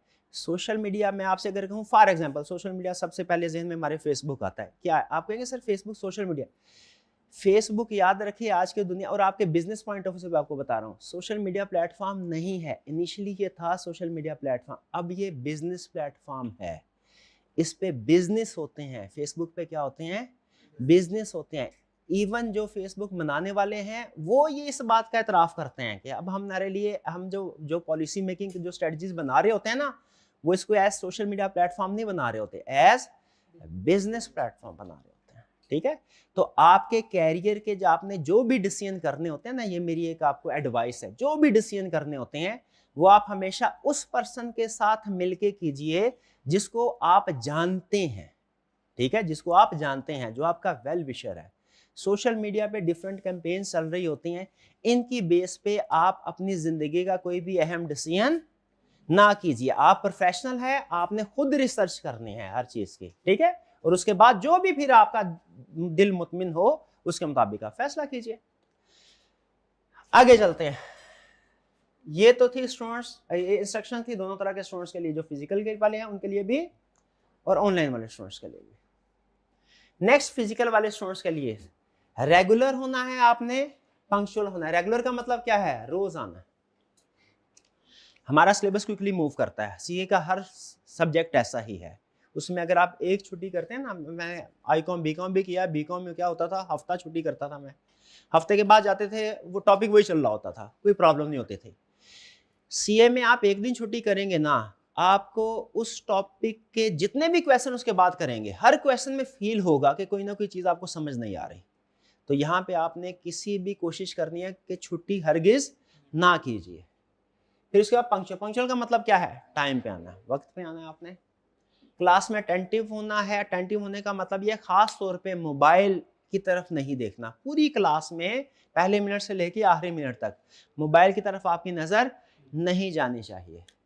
अटेंशन डाइवर्ट होती है। क्वेश्चन ज़्यादा से ज़्यादा कीजिए। अच्छा, क्वेश्चन कैसे करने ये भी सुन लीजिए।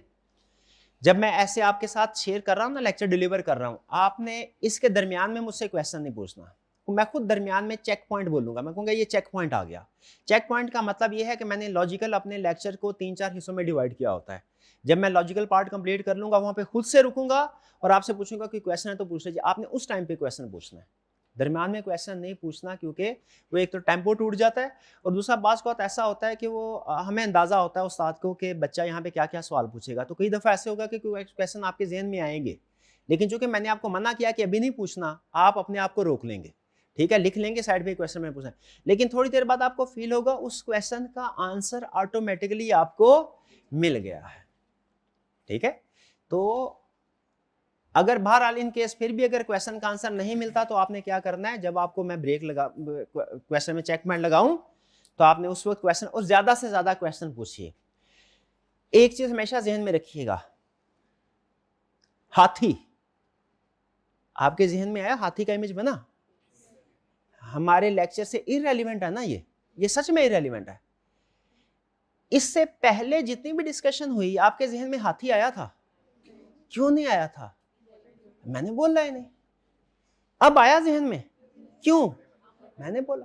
तो याद रखें, जब तक उस्ताद इररेलेवेंट चीज डिस्कस नहीं ना करेगा, आपके जहनों में इररेलेवेंट कंसेप्ट या सवाल आ ही नहीं सकता।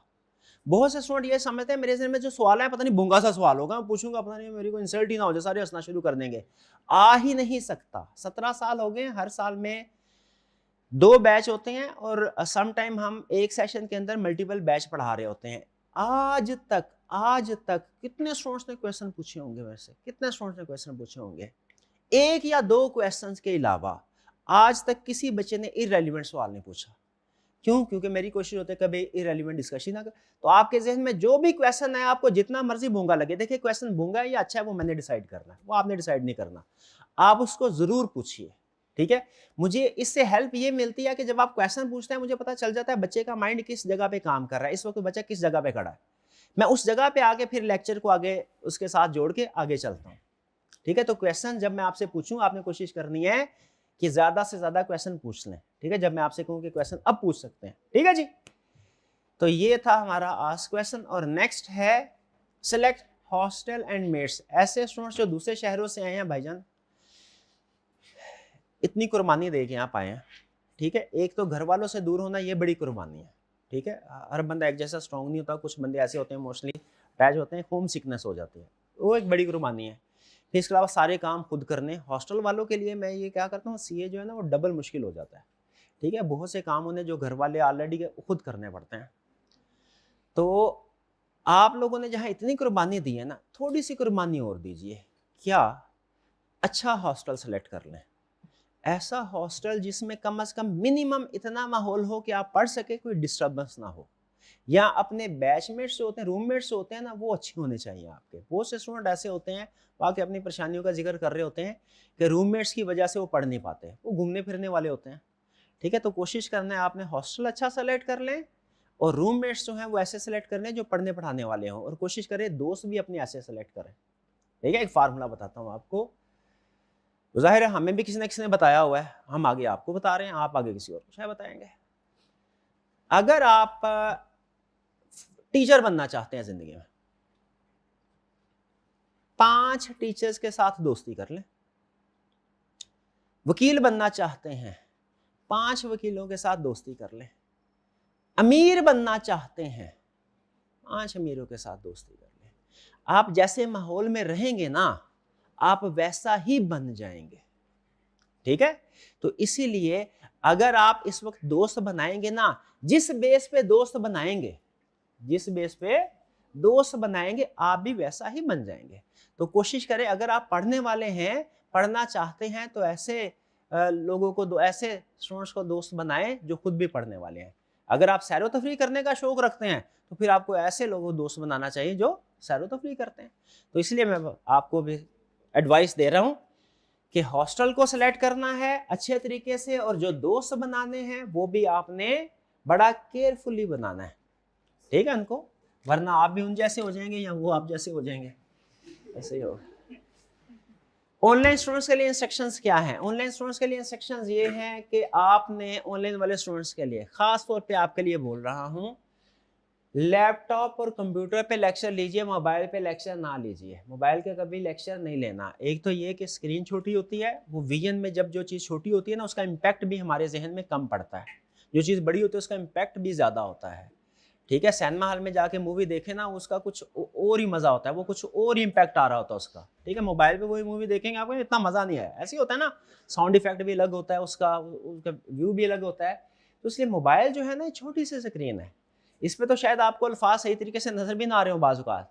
तो हमेशा याद रखें, मजबूरी हो मोबाइल इस्तेमाल करना चाहते हैं कर ले, लेकिन कोशिश करनी है जब कभी लेक्चर लेना है लैपटॉप और कंप्यूटर पे। मोबाइल पे वैसे भी हर 10-15 मिनट के बाद कोई ना कोई मैसेज आ रहा होता है, बल्कि 10-15 मिनट भी ज़्यादा है, वो 5-7 मिनट में कोई ना कोई नोटिफिकेशन भी आ रहा होता है, अटेंशन डाइवर्ट होती है।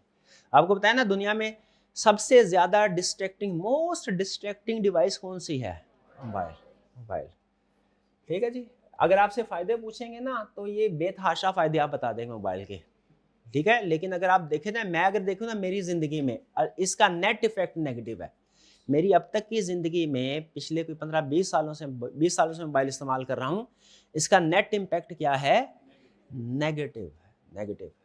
ठीक है, फ़ायदे भी बड़ा, एफिशिएंसी भी है, ऐसी बात नहीं आनी है, लेकिन बहरहाल चलें यार, छोड़ें, ये डिबेटेबल बात है।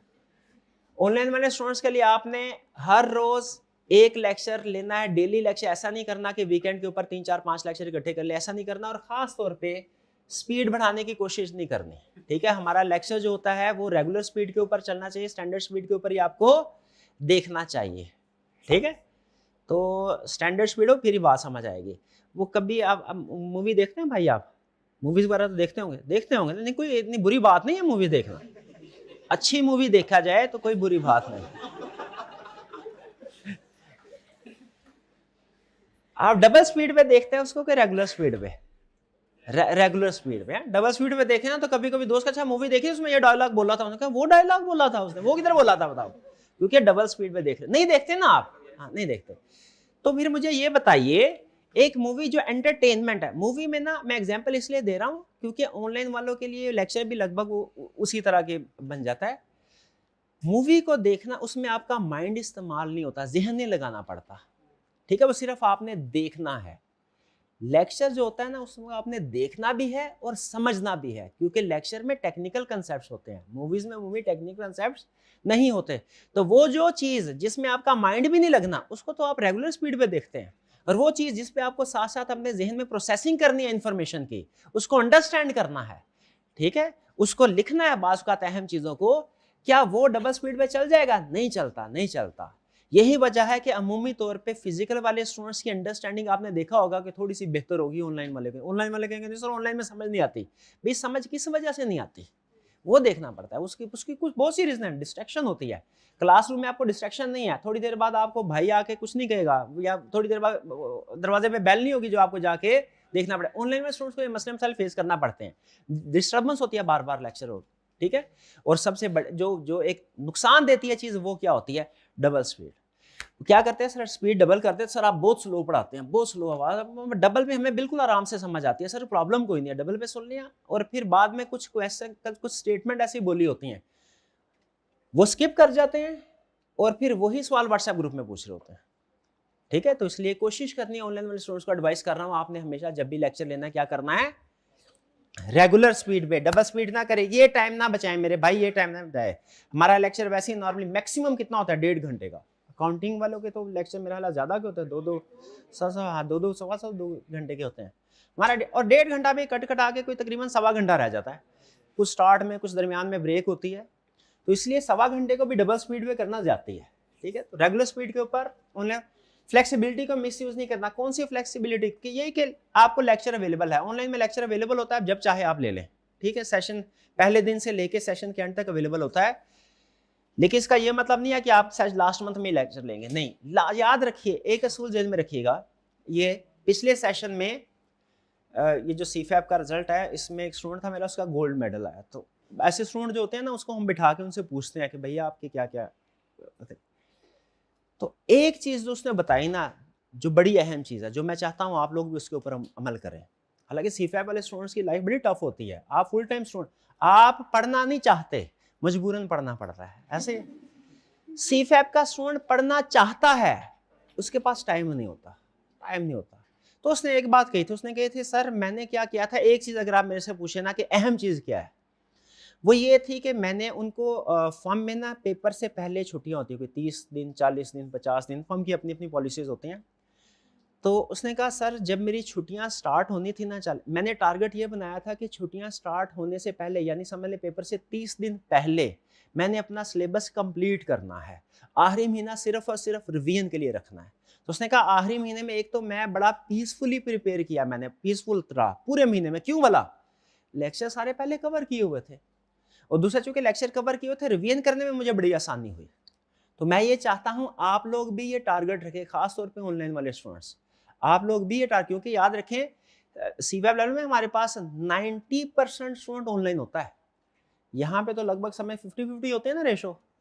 जो सीफैब 90% स्टूडेंट ऑनलाइन होता है, ऑनलाइन में प्रॉब्लम कोई भी नहीं है, कोई नहीं है, बच्चे पढ़ रहे हैं, आइंदा भी पढ़े, बल्कि आहिस्ता आहिस्ता तो ये ट्रेंड ज्यादा हो रहा है। लेकिन आपने कोशिश क्या करनी है, रोज का काम रोज करना है। ये सबसे बड़ा मसला ऑनलाइन में स्टूडेंट्स को होता है, पेंडिंग लेक्चर। लेक्चर को पेंडिंग ना होने दीजिएगा, रोज का काम रोज कीजिए, और ये टारगेट बना ले। आज अपने आप से वादा कर ले कि मैंने सेशन, जिस दिन फिजिकल स्टूडेंट्स का सेशन खत्म होगा उसी दिन आपका भी सेशन खत्म होगा। आपने साथ साथ लेक्चर्स को कंप्लीट करते जाना है, असाइनमेंट करते जाने हैं, और आपने भी आखिरी महीना सिर्फ और सिर्फ रिवीजन के लिए रखना है। क्लियर जी? साथ साथ प्रैक्टिस करते जाने हैं, साथ साथ टेस्ट देते जाने हैं, साथ साथ काम निपटाते जाए। आखिरी महीने में रिवीजन के अलावा कुछ भी नहीं करना, आखिरी महीने में रिवीजन। और ये सारे सब्जेक्ट्स के लिए है, मतलब सिर्फ मैं अपने सब्जेक्ट के लिए एडवाइस नहीं दे रहा, सारे सब्जेक्ट्स के लिए एडवाइस दे रहा हूँ। लास्ट मंथ में आपने सिर्फ रिवीजन के लिए रखनी है, तो स्टडी डेली करनी है। नेक्स्ट क्वेश्चन देखिए, ये असल में चीजें होती हैं, हर दफा मुझे भी तो आपको बोरिंग लग रही है, थोड़ी थोड़ी मुझे भी लग रही है, लेकिन पता क्या ये अहम है, ये बताना जरूरी होता है। ठीक है, शायद आप में से ज्यादातर स्टूडेंट्स को ऑलरेडी इन चीजों का पता होगा, लेकिन स्टिल बताना इसलिए जरूरी होता है। अगर क्लास में 10 स्टूडेंट भी ऐसे हैं ना जिन तक ये पैगाम नहीं पहुंचे, ये इन्फॉर्मेशन बहुत अहम है। ठीक है, ये समझ लीजिए मेरे सारे टीचिंग कैरियर का निचोड़ है ये चीजें, जो मैं आपके सामने पहले लेक्चर में रखता होता हूँ। नेक्स्ट मेरे अक्सर एक सवाल, खासतौर पे ऑनलाइन वाले स्टूडेंट से सवाल पूछते हैं, ऑनलाइन वाले स्टूडेंट क्या कि सर एक दिन में कितने लेक्चर कवर करने चाहिए। ये डिपेंड करता है 2-3 फैक्टर्स के ऊपर। एक फैक्टर ये है कि आपने ज्वाइन कब किया है, सेशन के स्टार्ट से ज्वाइन किया है, रिजल्ट के बाद से ज्वाइन किया, रिजल्ट के भी महीने बाद ज्वाइन किया है। फिर दूसरा इस चीज पे डिपेंड करता है कि आपने ये सब्जेक्ट पहले पढ़ा हुआ है कि नहीं पढ़ा हुआ। फिर तीसरा इस चीज पे डिपेंड करता है कि आप इस अटेम्प्ट में एक ही पेपर देने जा रहे हैं, 2 पेपर देने जा रहे हैं, 3 पेपर देने जा रहे हैं। ठीक है, तो डिफरेंट फैक्टर्स है। तो वैसे तो ऑनलाइन वाले स्टूडेंट्स जो हैं वो, अगर आपको लगे कि आप ये डिसीजन नहीं कर पा रहे, तो आप इसको आप व्हाट्सएप ग्रुप में शेयर कीजिए, अपना स्पेसिफिक इन्फॉर्मेशन देके मैं आपको गाइड कर दूंगा कि आपको एक दिन में कितने लेक्चर लेने चाहिए। लेकिन जनरल रूल आपको बता रहा हूं, अगर आप ऑनलाइन वाले स्टूडेंट हैं, फर्ज कीजिए कि मैं अज्यूम कर रहा हूं आपने इससे पहले ये सब्जेक्ट नहीं पढ़ा हुआ और 3 सब्जेक्ट्स आप इस अटेम्प्ट में करने जा रहे हैं, तो आपको, अगर आपने सेशन स्टार्ट किया है, स्टार्ट से ज्वाइन किया है, तो आपको हर रोज क्या करना चाहिए, एक लेक्चर लेना चाहिए, एक लेक्चर, 1 लेक्चर पर डे। ठीक है, ऑनलाइन वाले स्टूडेंट किस सवाल का जवाब दे रहा हूं, ऑनलाइन वाले स्टूडेंट्स ने पूछा सर मुझे एक दिन में कितने लेक्चर लेने चाहिए। तो अगर सेशन के स्टार्ट में या 2-4 दिन बाद, हफ्ते के अंदर अंदर ज्वाइन किया है, तो उसे एक दिन में कितने लेक्चर लेने चाहिए, एक लेक्चर। अगर रिजल्ट के बाद ज्वाइन किया है, रिजल्ट के बाद ज्वाइन किया है, तो फिर एक दिन में कितने लेक्चर लेने चाहिए, 1.5। जैसे रिजल्ट के बाद ऐसा कम कम ही होता है, लेकिन अनएक्सपेक्टेडली कोई पेपर पास हो जाता है, बात, तो उन्होंने कहा सर मैंने इससे पहले ऑडिट, मैंने तो सोचा था कि साथ ये देना पड़ जाएगा, ये पास हो गया, अब मैंने ऑडिट अगले टाइम के लिए सोचा था, अब मैं पहली दफा ऑडिट पढ़ा, रिजल्ट के बाद आया बच्चा और क्या कहने लगा, सर मैं पहले से पहले मैंने ऑडिट नहीं पढ़ा हुआ, पहले क्या मैं पढ़ सकता हूं। इसका जवाब ये है, आपको डेली 1.5 लेक्चर अटेम्प्ट करना पड़ेगा और 3 घंटे खुद से देने पड़ेंगे। अगर आपके पास इतना टाइम है तो आप अटेम्प्ट कर सकते हैं, यानी अगर रिजल्ट के बाद ज्वाइन करते हैं तो फिर क्या हो जाएगा, 1.5 लेक्चर। 1.5 लेक्चर का मतलब ये नहीं है कि जब एक लेक्चर पूरा और दूसरा आधा कट कर दिया, नहीं। 1.5 लेक्चर का मतलब है किसी दिन 1 लेक्चर, किसी दिन 2, किसी दिन 1, आसान है तो 1 लेक्चर, सॉरी आसान है तो 2 लेक्चर, और जरा मुश्किल है तो 1 लेक्चर। और अगर रिजल्ट के भी 1 महीने बाद, रिजल्ट ये वाली ऑप्शन सिर्फ उन स्टूडेंट्स के लिए है जो रिपीटर्स हैं। बाज़-औक़ात ऐसा होता है, आपको तो शायद क्वेश्चन अजीब लगे, रिजल्ट आने के बाद, अब से तकरीबन महीने बाद रिजल्ट आना है, रिजल्ट आने के भी महीने बाद स्टूडेंट कहता है सर मैं अभी ज्वाइन कर लूं, ऑडिट तो पास हो जाएगा। तो अगर आप फ्रेश स्टूडेंट है तो आपने फिर उस टाइम पे ज्वाइन नहीं करना। अगर रिपीटर है तो फिर कर सकते हैं, उस सूरत में आपको डेली 2 लेक्चर लेने पड़ेंगे। ठीक है जी, तो इन शॉर्ट ऑनलाइन वाले स्टूडेंट्स के लिए क्या सजेशन है, अगर आपने स्टार्ट से ज्वाइन किया है 1 लेक्चर डेली, रिजल्ट के बाद ज्वाइन किया है 1.5 लेक्चर, और अगर रिजल्ट के भी महीने बाद किया तो 2 लेक्चर्स। क्लियर जी। स्टडी मटेरियल कौन सा यूज करना है आपने, आई कैप की बुक को कोशिश करें हाथ भी ना लगाएं। आपको सारा मटेरियल क्लास में प्रोवाइड कर दिया जाएगा। 2 वॉल्यूम होंगे, एक में नोट्स होंगे, एक में पास्ट पेपर के क्वेश्चंस होंगे। ठीक है, याद भी वहीं से करना है, बुक में से पढ़ना भी वहीं से है। प्रैक्टिस के लिए जो आपको वॉल्यूम 2 दिया जाएगा वहीं से आपने प्रैक्टिस करनी है। पब्लिशिंग के लिए बुक जा चुकी है, आज सुबह भेजी है मैंने, इसी वीकेंड तक उम्मीद है कि पब्लिश होके आ जाएगी। तब तक जो भी मटेरियल चाहिए होगा आपको क्लास में मैं प्रोवाइड करूंगा। पिछले सेशन की बुक नहीं चलेगी, कोशिश करें। न्यू एजुकेशन स्कीम है ना, उसमें कुछ चीज़ें नई भी हैं, कुछ डिफरेंट भी है, बहुत सी चीज़ें सेम भी है। ऐसा नहीं है कि बिल्कुल ही सारा कुछ ज़मीन आसमान हो गया, आसमान ज़मीन, ऐसा नहीं हुआ। बहुत सी चीज़ें सेम भी है, लेकिन बेहतर यही है अगर आप फ्रेश स्टूडेंट है तो आप न्यू बुक को ही यूज़ कीजिए। ठीक है, आई कैप की बुक को अभी आपने यूज़ नहीं करना। हाँ, जब महीना 1.5 महीना गुजर जाए उसके बाद आप देखें कि सर सही पढ़ा रहे हैं कि नहीं पढ़ा रहे हैं। वो कैसे देखेंगे, वो आपने अपनी बुक में से जो पढ़ा होगा, साथ ही आई कैप की बुक का रेफरेंस होगा, वहाँ से जाके रीड कर लीजिए। जब आप रीड कर लेंगे आपको 2 बातें पता चलेगी। पहली ये बात पता चलेगी कि हाँ, जो इधर लिखा हुआ सर ने वही पढ़ाया कि नहीं पढ़ाया, और दूसरी ये भी बात पता चलेगी कि जो सर ने मना किया ना आई कैप की बुक को पढ़ने से, क्यों किया। ये आपको तभी पता चलेगा जब आप आई कैप की बुक को अगर पढ़ेंगे तो। ठीक है, रिक्वायर्ड नहीं है। कोशिश अगर आप पूरे सेशन में पढ़ना चाहें तो पढ़ सकते हैं, मैं रोक नहीं रहा। रिकमेंडेड नहीं है, रिकमेंडेड नहीं है। पढ़ना चाहें तो पढ़ लीजिए, मैच कर लीजिए कि क्या चीज़ें सारी वही कवर हो रही है कि नहीं, सिलेबस कवर हो रहा है कि नहीं हो रहा।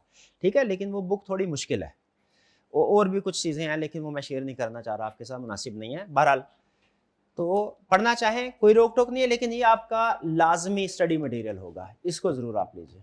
ठीक है, लेकिन कोई स्टूडेंट अगर चाहता है सिर्फ आई कैप बुक से पढ़ना चाहे वो भी पढ़ सकता है। जैसे मैंने बताया, डेली बेस के ऊपर आपको जो लेक्चर प्लान दिया जाएगा ना, उसमें आई कैप की बुक का रेफरेंस भी होगा, उसमें हमारी वाली बुक का रेफरेंस भी होगा, बल्कि जो बुक्स है इसमें भी आई कैप की बुक का रेफरेंस है।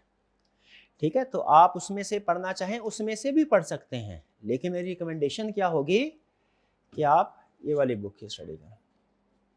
इसके अलावा क्या है जी, हाँ जी, मोस्ट इंपॉर्टेंट कंसेप्ट, हाँ, की टू सक्सेस इज प्रूफ। बिल्कुल, कामयाबी ना कामयाबी आपको पता है ना, अल्लाह ताला के हाथ में, ना मेरे हाथ में है ना आपके हाथ में है। हम सिर्फ मेहनत कर सकते हैं, तो आपने उसके साथ खास तौर पे वालिदैन की दुआएं ज़रूर साथ में लानी है। नंबर ऑफ लेक्चर्स कितने होंगे हमारे, लगभग 105 के करीब लेक्चर्स होंगे। हर लेक्चर की ड्यूरेशन ऑफिशियली 1.5 घंटा है, लेकिन तकरीबन 1 घंटा 20 मिनट के लगभग का लेक्चर हुआ करेगा इफेक्टिवली। ठीक है, कंप्लीशन डेट क्या होगी, 31 जनवरी 2026। Learning curve will be A shaped. A shaped क्या है, ये डेट नोट कर लें, फिर आपने बार बार ये ऑनलाइन वाले स्टूडेंट पूछते होते हैं सर सिलेबस कब कंप्लीट होगा, सर सिलेबस कब कंप्लीट होगा। तो भैया अभी डेट मार्क कर लीजिए, 31 जनवरी 2026। यहाँ पे लिखा हुआ है लर्निंग कर्व ए शेप्ड होगा। ए शेप्ड का मतलब क्या है जी, ए शेप्ड का मतलब होता है, अगर फर्ज कीजिए मैं आपसे कहता हूँ ये रोड है, इस रोड के दरमियान में पहाड़ है, इस जगह पे खड़े हैं, पॉइंट ए पे पॉइंट सी पे जाना है। पॉइंट सी पे जाने के लिए आपके पास 4 महीने हैं, 4 महीने हैं। तो ये पॉइंट बी है सेंटर, पॉइंट बी तक पहुंचने में कितना टाइम लगेगा। हाँ, जो मैथ में स्ट्रॉन्ग है वो कहेंगे सर 2 महीने आधा है, 2 महीने इधर 2 महीने इधर, नहीं। हाँ जी, जरा यहाँ जोर ज्यादा लगता है, शाबाश, ये चीज ये मैथ नहीं है, ये जजमेंट। यहाँ पे शुरू, क्योंकि मैंने यहाँ से आपको बेस बनानी है, यहाँ पे बेस बनाने में भी टाइम लगना है। और कुछ बात इस फेज में ऐसे कंसेप्ट होते हैं जो एडवांस वाले होते हैं, वो भी बेसिक लेवल पे इधर हम डिस्कस कर रहे होते हैं कुछ बेसिक कंसेप्ट। तो शुरू वाला 50% आपको पता है, कोई भी नई चीज सीखेंगे ना, कोई भी नई चीज सीखेंगे, ये रूल होता है, शुरू वाला 50% जो है वो थोड़ा मुश्किल होता है। तो यहाँ पे हमारे लगभग 2.5 महीने लगेंगे, यहाँ पे हमारा लगभग 1.5 महीना लगेगा। ये मैं अभी इस वक्त बता रहा हूँ कि कहीं ऐसा ना हो कि जब हम इस फेज पे पहुंचे तो आप कहें सर भागम भाग कर रहे हैं। इसमें एक चैप्टर ऐसा भी आता है जो 1 दिन में करना होता है। तो बच्चा कहता है सर 1 दिन में 1 चैप्टर करो, सर शुरू में सर स्पीड स्लो रखी है, सर शुरू में बड़ा स्लो पढ़ाते हैं, एंड में भागम भाग 1 दिन में 1 चैप्टर। भाई प्लानिंग है, ये प्लानिंग है। ठीक है, ये ऐसे ही चलेगा। ठीक है, सारे सच टॉपिक्स को हम एक ही स्पीड के साथ लेके नहीं चल सकते, कुछ इजी हैं, कुछ एग्जाम पॉइंट ऑफ व्यू से ज़्यादा मुश्किल है, उन पे ज़्यादा टाइम लगाना वगैरह वगैरह, बहुत सी चीज़ें होती हैं। तो इसलिए पहले से आपको बता रहा हूँ कहीं ऐसा ना हो बाद में आप कहें सर ने मजबूरी की वजह से किया, नहीं मजबूरी नहीं आई, ये प्लानिंग है। ठीक है जी, लर्निंग कर्व होगी, मोड ऑफ ऑनलाइन लर्निंग क्या? हाँ, ये ऑनलाइन लर्निंग, ये ऑनलाइन वाले बच्चों के लिए मैं थोड़ा सा एक्सप्लेन कर दूं। अब हमारा सिस्टम क्या है? अच्छा, यूट्यूब पे अक्सर बच्चे पूछते हैं सर वो यूट्यूब वाले लेक्चर ले लें। अच्छा, इस वक्त ना इंटरेस्टिंगली 3 ऑप्शंस हैं बच्चों के पास। एक है यूट्यूब पे कुछ लेक्चर्स पढ़े, ऐसे पढ़े होते हैं ना, ओके, सारे पढ़े, बिल्कुल बिल्कुल ठीक है, बिल्कुल प्रीवियस सेशन के सारे पढ़े हुए। एक है ऑफिशियल जो कॉलेज की तरफ से। एक और भी कैटेगरी आई है कि कुछ लोगों ने वो चोरी करके ना अलग अपना ही पोर्टल बनाया हुआ है। हाँ, अच्छा 2000 रुपया लेते हैं, वो कोई 1000 ले रहा होगा, 2000 3000। अच्छा, इस तरह के फ्रॉड ना कई जगहों पे होते हैं, कई जगहों पे होते हैं। एक चीज हमेशा याद रखिएगा, एक मुहावरा होता है जिंदगी में, पूरी जिंदगी में, too good to be true. ये कभी आपने सुना मुहावरा? चीजें जब इतनी अच्छी हो ना कि नाकाबिले यकीन हो, तो आपने हमेशा उस चीज से अपने आप को अलग कर देना है। ठीक है, उस चीज से अपने आप को अलग कर देना है। बाज़ औक़ात लोग कुछ स्कैम करते हैं, पैसे पूसे इकट्ठे करके निकल जाते हैं। ठीक है, आप बाकी आप खुद समझदार हैं, तो आप कोशिश करें कि इस तरफ ना जाएं। हाँ, अगर कोई स्टूडेंट ऐसे भी होते हैं अफोर्ड नहीं कर पाते, ये होते हैं। कोई स्टूडेंट ऐसे होते हैं वो कहते हैं सर लास्ट टाइम लेक्चर ले लिए थे, वास नहीं, सिर्फ रिवीजन पर्पस के लिए सिर्फ ये 2-3 चैप्टर सर मेरे रहते हैं, वीक हैं, मैंने वो लेक्चर लेने हैं, तो वो आप हमें यूट्यूब की इजाज़त दे दें, वो कॉलेज में 2-3 चैप्टर्स के लिए अब क्या हम पूरा कोर्स बाय करें।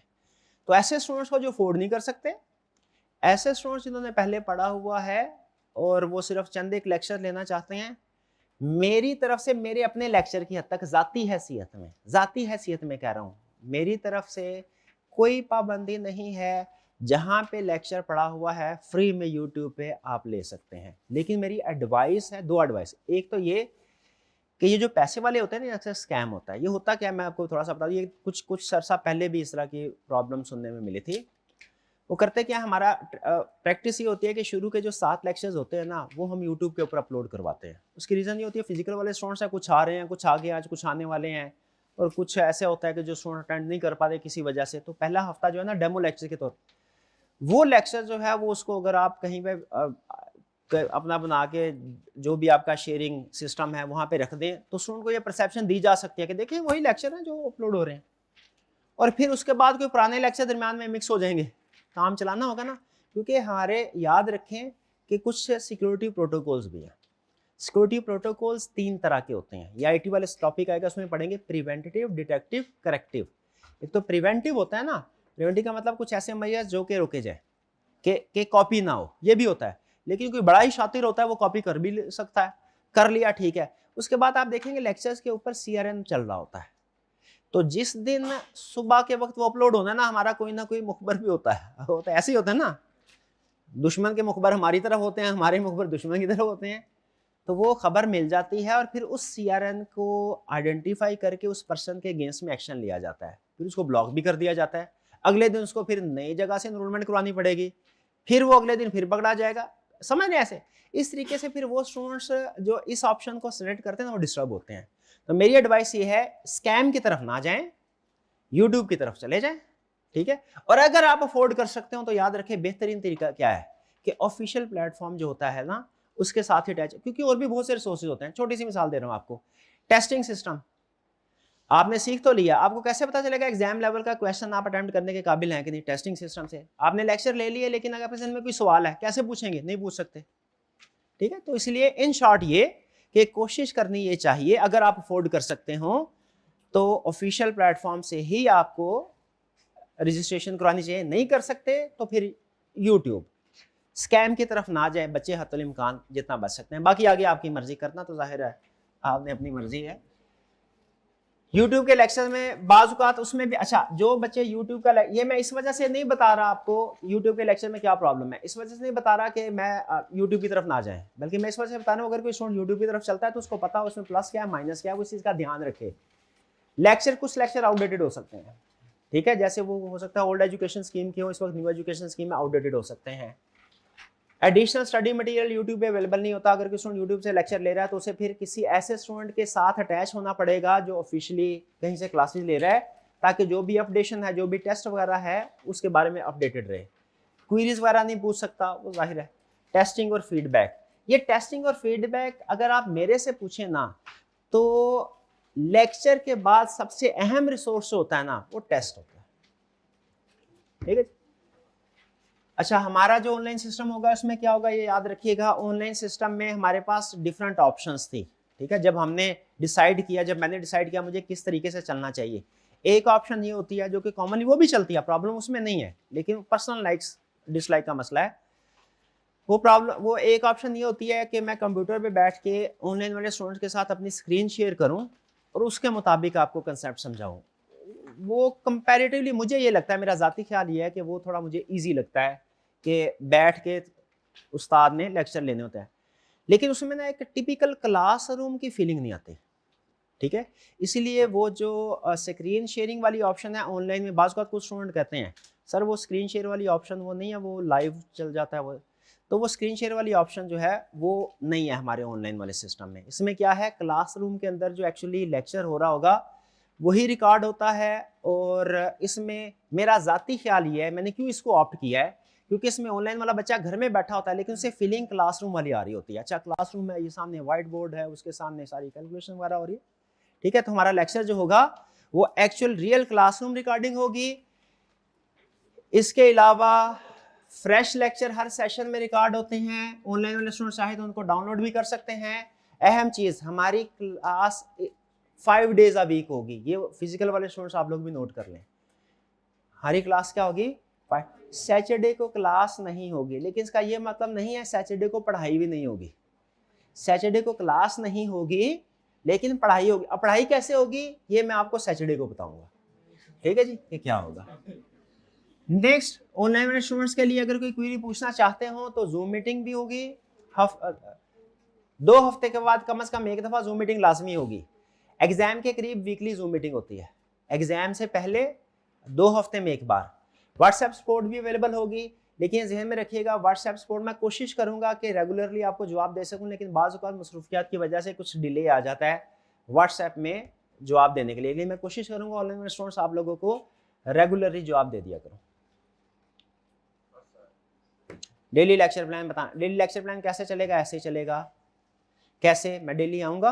अच्छा, ये भी अब नोट कर लीजिए क्योंकि अगले तकरीबन 104 लेक्चर्स में आपने इसी तरीके से चलना होगा। डेली मैं लेक्चर आऊँगा। सबसे पहले आप लोगों को पर्ची डिस्ट्रीब्यूट की है उन्होंने, कौन सी पर्ची है, हाँ ये, इसको हम बोलते हैं लेक्चर प्लान। इस पर लिखा होता है आज की डेट कौन सी है, लेक्चर नंबर कौन सा है, इस लेक्चर में क्या क्या पढ़ाना है मैंने, और उसको पढ़ने के बाद ICAP की बुक में वो कौन सा रेफरेंस है उस कंसेप्ट का, हमारी वाली बुक में कौन सा रेफरेंस है, और उसके बाद आपने होम असाइनमेंट कौन सी करनी है। ये सारी चीज़ें छोटी सी पर्ची में इंफॉर्मेशन होगी। ये आपका लेक्चर प्लान है, ये आपको डिस्ट्रीब्यूट किया जाएगा, आपको पता चल जाए हाँ आज आपने क्लास में क्या करना है, घर जाके क्या करना है। इसके बाद मैं आऊँगा, कुछ पास्ट पेपर के क्वेश्चन डिस्कस होंगे। फिर उसके बाद मैं आपसे पूछूंगा कि प्रीवियस लेक्चर में से कोई क्वेश्चन पूछना चाहते हैं तो पूछ लें, अगर कोई क्वेश्चन होगा आप वो मुझसे पूछेंगे। फिर इसके बाद जितने भी कंसेप्ट्स होंगे, मैं पहले जैसे अगर 3 कंसेप्ट पढ़ाने हैं, मैं पहले एक कंसेप्ट पढ़ाऊंगा, पढ़ाने के बाद चेक पॉइंट बोलूंगा, उस चेक पॉइंट पे आपने आंसर क्वेश्चन पूछना है लेक्चर के दौरान मैंने। फिर दूसरा कंसेप्ट होगा, उसका चेक पॉइंट होगा, फिर तीसरा कंसेप्ट होगा, उसका चेक पॉइंट होगा। ठीक है, जब मैं बोल रहा हूँगा आपने उस वक्त क्वेश्चन इंटरप्शन होती है, बार बार मैं कह रहा हूँ। ठीक है, ताकि क्योंकि अब जैसे मैंने बताया कंसेप्ट्स ज़्यादा हैं, टाइम कम है, तो आपका लेक्चर बड़ा प्लान करके हम चल रहे होते हैं, उसमें हमने एक एक मिनट को बचाना होता है। तो इस तरीके से लेक्चर चलेगा। होम असाइनमेंट याद रखें, जितनी भी होम असाइनमेंट है ना, आज ही मैं आपको बता रहा हूँ, सारी की सारी रिटर्न होती हैं, वर्बल होम असाइनमेंट कोई नहीं होती। तो अगर किसी स्टूडेंट ने ये बोला सर और लिखा ही नहीं हुआ था कि रिटर्न है कि वर्बल है, तो मैं बस पढ़ के आया हूँ, तो इसका मतलब मैं क्या ज्यूम करूंगा, उसने असाइनमेंट नहीं की। और अगर किसी स्टूडेंट ने कहा सर असाइनमेंट की तो है लेकिन मेरा रजिस्टर हॉस्टल रह गया, लाइब्रेरी रह गया, कि इधर उधर हो गया है, तो इसका मतलब भी क्या लिया जाएगा कि उसने असाइनमेंट नहीं की। ठीक है, असाइनमेंट आपने करनी है। अगर आप 1 घंटा लगा के असाइनमेंट करेंगे तो 5 मिनट लगा के अगर कहीं इधर उधर पड़ी हुई है तो उसे ढूंढ के साथ लेके आइएगा। अभी नहीं, ओके भाई, अभी कहाँ। टेस्टिंग सिस्टम याद रखिए। अच्छा, टेस्टिंग सिस्टम ये एक बड़ा अहम फीचर है, मैं आपके साथ शेयर कर रहा हूँ। बस ये आखिरी बात आज की, इसके बाद बस स्टार्ट से पिछले कई सालों, तकरीबन 3-4 साल पहले तक टेस्टिंग सिस्टम मेरे लिए एक बड़ा प्रॉब्लम हुआ करता था। प्रॉब्लम उसमें ये होती थी कि हर स्टूडेंट एक्सपेक्ट करता है कि जो उसने टेस्ट में लिखा हुआ है ना, उसका एक एक लफ्ज़ पढ़ के उसके ऊपर फीडबैक दिया जाए। ठीक है, बज़ाहिर लग रहा है कि बड़ी अच्छी बात है, ऐसा होना भी चाहिए, लेकिन आपको पता है ऐसा हो नहीं पाता, क्योंकि स्टूडेंट्स की तादाद ज़्यादा होती है और पूरा एक स्टूडेंट का एक अगर टेस्ट अच्छे तरीके से लिखा जाए, 1 घंटे का जो 33 मार्क्स का टेस्ट होता है, उसको चेक करते हुए लगभग 1 घंटा निकल ही जाता है, अगर उसका एक एक लफ्ज़ पढ़ा जाए अच्छे तरीके, और फिर इसको फीडबैक भी दिया जाए कि ये गलत है, इसको ऐसे नहीं ऐसे करना चाहिए, इसको ऐसे नहीं ऐसे करना चाहिए। उसके लिए फिर हम क्या करते थे कि टीम आउटसोर्स की होती थी हमने, टेस्ट चेकिंग टीम। ठीक है, उसको हम टेस्ट देते थे, आप लोगों को सोल्यूशन देते थे, आप लोगों के टेस्ट देते थे उनको, और वो मार्क करते थे या फीडबैक मिल जाया करता था आपको। लेकिन उसमें भी अमूमी तौर पे ये होता था कि स्टूडेंट के सामने क्वेश्चन आ जाता था, ये मैंने किया, और उसके मार्क्स आ जाते, भाई 5 में से 4 नंबर है। अब मैं टीम से ये कहा करता था, और आप लोगों के लिए भी अहम है, 5 में से 4 नंबर आए किसी क्वेश्चन में, आपके लिए ये अहम नहीं है कि 4 नंबर क्यों आए हैं, किस वजह से। आपके लिए अहम यह है कि वो 1 नंबर जो डिडक्ट हुआ है ना, वो किस वजह से डिडक्ट हुआ है, वो रीजन पता चलना। वो उसमें टाइम लगता था। वो जब हम टीम को कहते थे कि इसको लिखें, टीम कहती थी सर हम लिखने को तैयार है, लेकिन अब आपको टेस्ट चेक हो के ना, अब आपको हफ्ते बाद नहीं 2 हफ्ते बाद मिलेगा, अगर आप, क्योंकि उसके ऊपर टाइम लगता था। और अगर हम कहते थे नहीं हफ्ते के अंदर अंदर टेस्ट चेक करो, क्योंकि अगले हफ्ते तो अगला टेस्ट आ जाएगा, तो वो टीम कहती थी सर फिर ऐसा है कि फिर आप ये डिटेल फीडबैक नहीं होगा, फिर हम अंडरलाइन कर लिया करेंगे, मार्क्स दे दिया करेंगे, बच्चे को सर्कल कर दिया करेंगे यहाँ पे गलती है, वो गलती क्या है एग्जैक्टली, उसको कैसे ठीक करना है, ये बच्चे को खुद वैल्यूएशन करनी पड़ेगी। लेकिन फिर एआई, आपको पता है एआई की वजह आने के बाद हर प्रोफेशन में चेंज आया, हमारे प्रोफेशन में भी चेंज आया। जो इस दफ़ा एडिशन हुई ना चीज़ें, उनमें समझ लीजिए लगभग कोई 25% के करीब चीज़ें एआई से रिलेटेड है, कि हमारे ऑडिट प्रोफेशन को एआई ने कैसे चेंज किया है। तो जहाँ पे बाकी प्रोफेशन को चेंज किया, हमने कहा टीचिंग प्रोफेशन में भी देखते हैं क्या चेंज आता है। तो हमने एक सिस्टम, इस सिस्टम में तकरीबन मुझे 1.5 साल लग गया था, 1.5 से 2 साल लग गए थे इस सिस्टम को डेवलप करते हुए कि कैसे हम एआई के जरिए से टेस्ट की चेकिंग कर सकते हैं। ये आसान टास्क नहीं है। अच्छा, इसमें प्लस पॉइंट क्या है, इसमें प्लस पॉइंट ये है कि हर स्टूडेंट की एक एक लाइन, एक एक लफ्ज़ ये चेक करता है, उसके पीछे हम उसका पूरा हमने प्रॉम्प्ट दिया होता है, सारा मार्किंग प्लान दिया होता है, उसके मुताबिक वो चेक करके डिटेल फीडबैक देता है। आपके एक एक क्वेश्चन के ऊपर डिटेल फीडबैक होगा, आपने क्या ठीक किया है, क्या गलत किया है, जो गलत किया है उसे कैसे करेक्ट कर सकते हैं, सजेशंस भी होंगी साथ। ठीक है, आपका आधा नंबर भी कटेगा ना, 0.25 मार्क भी डिडक्ट होंगे ना, उसके साथ में रीजन लिखी होगी ये किस वजह से डिडक्ट हुआ है। ठीक है, बल्कि अब तो हम उससे अभी एक अगली नेक्स्ट स्टेज के ऊपर काम कर रहे हैं, मे बी इस सेशन में हम लॉन्च करें, वो ये कि अगर फर्ज कीजिए कि आपने 30 नंबर का पेपर दिया, उसमें आपके 22 नंबर आए हैं, 8 नंबर किस वजह से डिडक्ट हुए ये आपको पता चल गया। अब एक ऐसा सवाल क्रिएट किया जाए जो उन्हीं 8 मार्क्स वाले कंसेप्ट्स के ऊपर फोकस कर रहा हो जहां पे आपकी परफॉर्मेंस पुअर है। भी समझ रहे हैं? ठीक है, यानी मल्टीपल क्वेश्चंस में से जो आपने कंसेप्ट गलती की है, वो सारी गलतियों को इकट्ठा करके एक क्वेश्चन बनाएगा आपका। वो एक क्वेश्चन आपकी सारी कमियों को दूर कर देगा अगर आप उसको प्रैक्टिस करते हैं। और ये हर स्टूडेंट का क्वेश्चन डिफरेंट होगा। क्यों भला? क्योंकि इन्होंने कुछ और गलतियां होंगी, इन्होंने कुछ और गलतियां की होंगी, उन भाईजान ने कुछ और गलतियां की होंगी। तो इस सेशन में हम कोशिश करेंगे मे बी हम इस लेवल तक पहुंच सकें, वरना नहीं तो कम से कम आपका टेस्ट चेकिंग इंशाल्लाह वो हम एक एक नंबर भी डिडक्ट होगा, उसका फीडबैक भी आपको मिलेगा, सजेशन भी आपको मिलेंगे। लेकिन स्टिल आपको पता है कि एआई जो है वो उसमें हेलुसिनेशन हो सकती, एरर हो सकते हैं, ज्यादा नहीं होते। ये बिल्कुल ऐसी है जैसे मैं कहूँ भाई आज के बाद कभी बाइक ना चलाना। क्यों ना चलाना? क्योंकि एक्सीडेंट हो सकता है। आप कहें सर तो फिर तो सारी मोटर बाइक जितनी भी है घर में हम रख लेते हैं, खड़ी कर देते हैं। एक्सीडेंट हो सकता है, लेकिन इसका चांस कितना है? बहुत कम। क्या उस चांस की वजह से बाइक चलाना छोड़ दें? नहीं, बल्कि बाइक को एहतियात से चलाएं। उसी तरीके से एआई जो है ना, याद रखें ये कैसा रिजल्ट देती है डिपेंड करता है उसको यूज करने वाला कौन है। ठीक है, उसका कितना एक्सपीरियंस है। तो उसमें अगर कोई गलती हो भी सकती है, मैं ये नहीं कह रहा कि वो परफेक्ट होता है। उसके लिए फिर हमने second layer of security protocol क्या सेट किया हुआ है? ह्यूमन एलिमेंट भी ऐड किया है। आपके जो टेस्ट होंगे वो एआई के बाद एक जो हमारा ह्यूमन होगा वो चेक करेगा। खास तौर पे वो ऐसे क्वेश्चन को चेक करता है जिनमें या तो सारे कंप्लीट परफेक्ट मार्क्स आए होते हैं या 0 मार्क्स आए होते हैं। इनमें गलती का चांस, इसको रीचेक करता है कि कहीं ऐसा तो नहीं कोई क्वेश्चन एआई ने चेक करने से छोड़ दिया, स्किप कर दिया हो। तो समझ रहे हैं? तो ये हमारा जो है टेस्टिंग सिस्टम होगा, ये बहुत प्लस समझ लीजिए प्रीमियम फीचर है, इसलिए आपने टेस्ट को जरूर अटेम्प्ट करना है। क्लियर जी?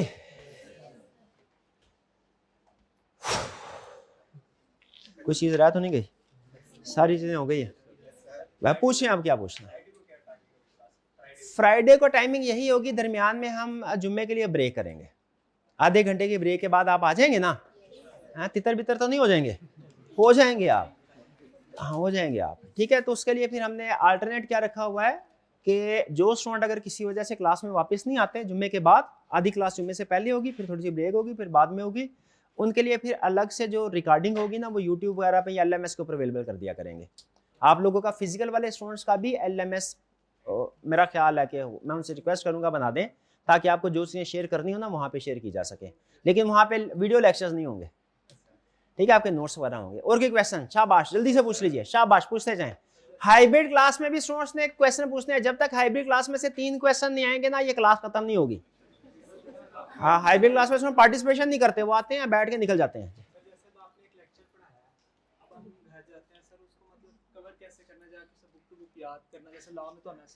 हाँ, करना क्या है, देखिए आपने स्टेप नंबर 1 इन्होंने कहा सर घर जाके कैसे पढ़ना है, तो सुन लें। आइडली क्या होना चाहिए मेरे ख्याल में, मेरा मशवरा, बाकी हर स्टूडेंट का अपना अपना स्टाइल होता है, क्लास में आए नोटबुक अपने सामने रखें। वैसे तो जो आपको बुक दी जाएगी याद रखिए, अगर आप पूरे सेशन के अंदर एक सवाल भी ना पूछें, सुनिएगा गौर से मेरी बात, पूरे सेशन में उस्ताद से एक सवाल भी ना पूछें, सिर्फ जो किताब में लिखा हुआ है वो कवर कर लें, आप इंशाल्लाह पास हो जाएंगे, ठीक है। लेकिन फिर भी आप क्वेश्चन पूछना बिल्कुल पूछें, लेकिन करना क्या है, बुक आपके सामने होगी, आपको लर्निंग ऑब्जेक्टिव बता दिया जाएगा, मैं क्लास में लेक्चर डिलीवर करूंगा, आपने सुनना है। जो चीज आपको मिसाल लगे ना अहम, कि ये अच्छी सर ने मिसाल दी है, ये बात अच्छी बताई है, उसको आप बुक के ऊपर लिख लें, घर जाएं बुक में से ही याद करें, ठीक है। घर जाएं क्या करें, बुक में से ही याद करें, और फिर याद करने के बाद प्रैक्टिस करें अलग से रजिस्टर के ऊपर वॉल्यूम 2 की केस स्टडीज की, ठीक है। कोई बहुत ज्यादा रजिस्टर बनाने की जरूरत नहीं है, अगर आप सिर्फ बुक को ही फॉलो करें मोर देन इनफ। लेकिन कुछ स्टूडेंट होते हैं वो कहते हैं सर हमने साथ में रजिस्टर में अपने नोट्स भी बनाने हैं, कोई माइंड मैप्स भी बनाने हैं, कुछ जिस तरह ये आप ये एरो शेरो बना के डायग्राम बना के दे रहे होते हैं, जैसे आपने देखा होगा ये भी एक माइंड मैप, ठीक है, थोड़ा सा पेज आपके साथ शेयर किया गया होगा, इस तरह के बनाना चाहे बना सकते हैं, जरूरी नहीं है, जरूरी नहीं है। आपको जो बुक दी जाएगी उसमें हर वो चीज जो आपके पेपर अटेम्प्ट करने के लिए जरूरी है, हर चीज उसमें इंक्लूडेड है, एक लफ्ज भी उसमें ना एक्स्ट्रा लिखे तो फिर भी कोई प्रॉब्लम नहीं। लेकिन मेरा मशवरा यह है कि बुक क्लास में लेक्चर के दौरान में सामने रखा करें, ऑनलाइन वाले स्टूडेंट्स के लिए भी, और अगर कोई आपको बात लगे कि बड़ी अच्छी है, कोई एग्जाम्पल कोई केस स्टडी, उसको उसके ऊपर ही नोट कर लिया करें। लेकिन याद रखें बुक के ऊपर बहुत ज्यादा चीजें ना लिखें, मैंने देखा कुछ स्टूडेंट ऐसे होते हैं वो 1 इंच जगह नहीं छोड़ते पूरे सफ़े के ऊपर, इतना ज़्यादा लिखा होता है, इतना ज़्यादा ना लिखा करें, कम लिखे, टू दी पॉइंट लिखे, ताकि आप फोकस्ड हो, ठीक है, फोकस्ड हो। सीफैप में होता यह है कि स्टैंडर्ड हम पढ़ाते हैं ना, आपके लेवल पे स्टैंडर्ड नहीं है, मतलब आपको कभी हम पढ़ेंगे तो स्टैंडर्ड, लेकिन आपने स्टैंडर्ड बाय नहीं करने, खोलने नहीं।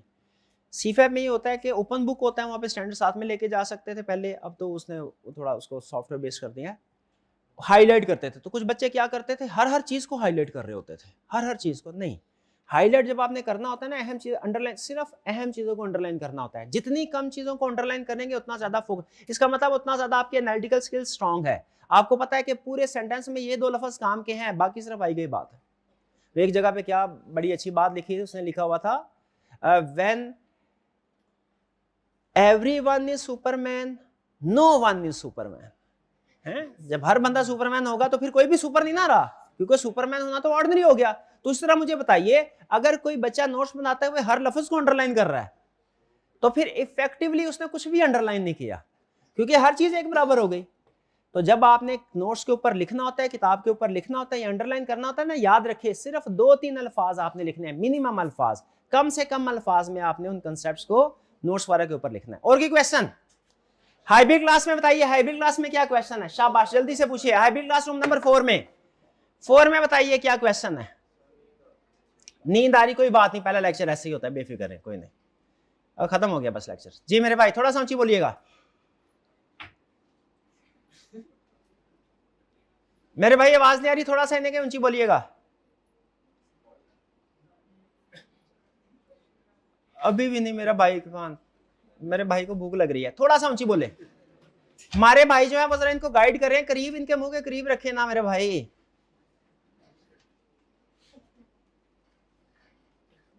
यार ऐसे भाईजान अल्लाह के बंदे, आप सिखाए बच्चे को सिखाते क्यों नहीं? ट्रेनिंग देनी है हमने।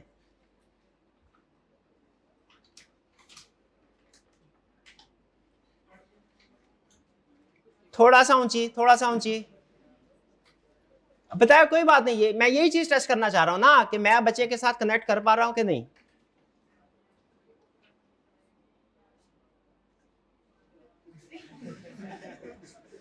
ये साथ वाले से पूछ लें, साथ वाले से पूछ लें। थोड़ा सा ऊंची आवाज खोलें। जी जी पूछे। हाँ जी, क्या सिर्फ ये आवाज पहले खोलनी थी ना मेरे भाई आपने। क्या पूरी बुक आपको याद करनी पड़ेगी या सिर्फ की पॉइंट्स याद करें? सिर्फ याद करने के लिए हम की पॉइंट्स सिर्फ याद करेंगे। रीड पूरी बुक करनी है, याद सिर्फ की पॉइंट्स करने हैं। ठीक है, उसका भी हम आपको बता देंगे कि आपने किस कंसर्ट में क्या क्या याद करना है, वो मैं इंशाल्लाह आपको साथ साथ बताता रहूंगा। ठीक है, लेकिन याद रखिएगा एक एक लफ्ज याद नहीं करना, रट्टा जरूर लगाना है हमने। ठीक है, लेकिन किस चीज का रट्टा लगाना है वो मैं आपको बताऊंगा। मिनिमम सिर्फ उतना, जैसे मैंने बताया आई कैप ने तकरीबन 20% के करीब बेटी 20-30% रिप्रोडक्शन वाले क्वेश्चन होंगे, तो हमने सिर्फ की कंसेप्ट को रट्टा लगाना, एक एक लफ्ज को रट्टा नहीं लगाना, एक एक चीज को नहीं। समझ लीजिए सिर्फ हेडिंग्स को याद करना है, बाकी कंटेंट आपने अंडरस्टैंड करना है और उसको केस स्टडी पे अप्लाई करना सीखना है। ठीक है मेरे भाई, और कोई क्वेश्चन? जी, ये लेक्चर आपको प्रिंट मिला, क्या ये डेली मिलेगा? नहीं, इसको हम बोलते हैं माइंड मैप। ये रिवीजन पर्पस के लिए यूज होता है। ये आपको हर चैप्टर का मिलेगा। ठीक है, यानी अगर एक चैप्टर 6 लेक्चर में कंप्लीट होना है तो आपको जो एक माइंड मैप मिलेगा वो 6 लेक्चर्स के लिए होगा। ठीक है, ये बेसिकली समरी होगी, इसको आप रिवीजन पर्पस के लिए भी यूज कर सकते हैं। क्या मेंटी क्विज होगा? मेंटी क्विज होगा। मेंटी क्विज अच्छा होता है, अच्छा होता है। हाँ चलिए ठीक है, मेंटी क्विज में 100 पैसे बढ़ा दें जी, 100 रुपया कर दें। नहीं पहले 100 है। अच्छा पहले 500 कर दें, चलें ठीक है। मेंटी का कर देते हैं 500 और आपकी फीस कर देते हैं 5 गुना। कितना होता है? 18 5 90,000 फीस होगी आपकी और 500 क्विज। 500 हो जाएगा, मसला ही कोई नहीं, कर देंगे जी, कर देंगे। और 10 की बजाय 20 बच्चों को इनाम मिला करेगा। ठीक है ये नहीं ठीक है। और की क्वेश्चन?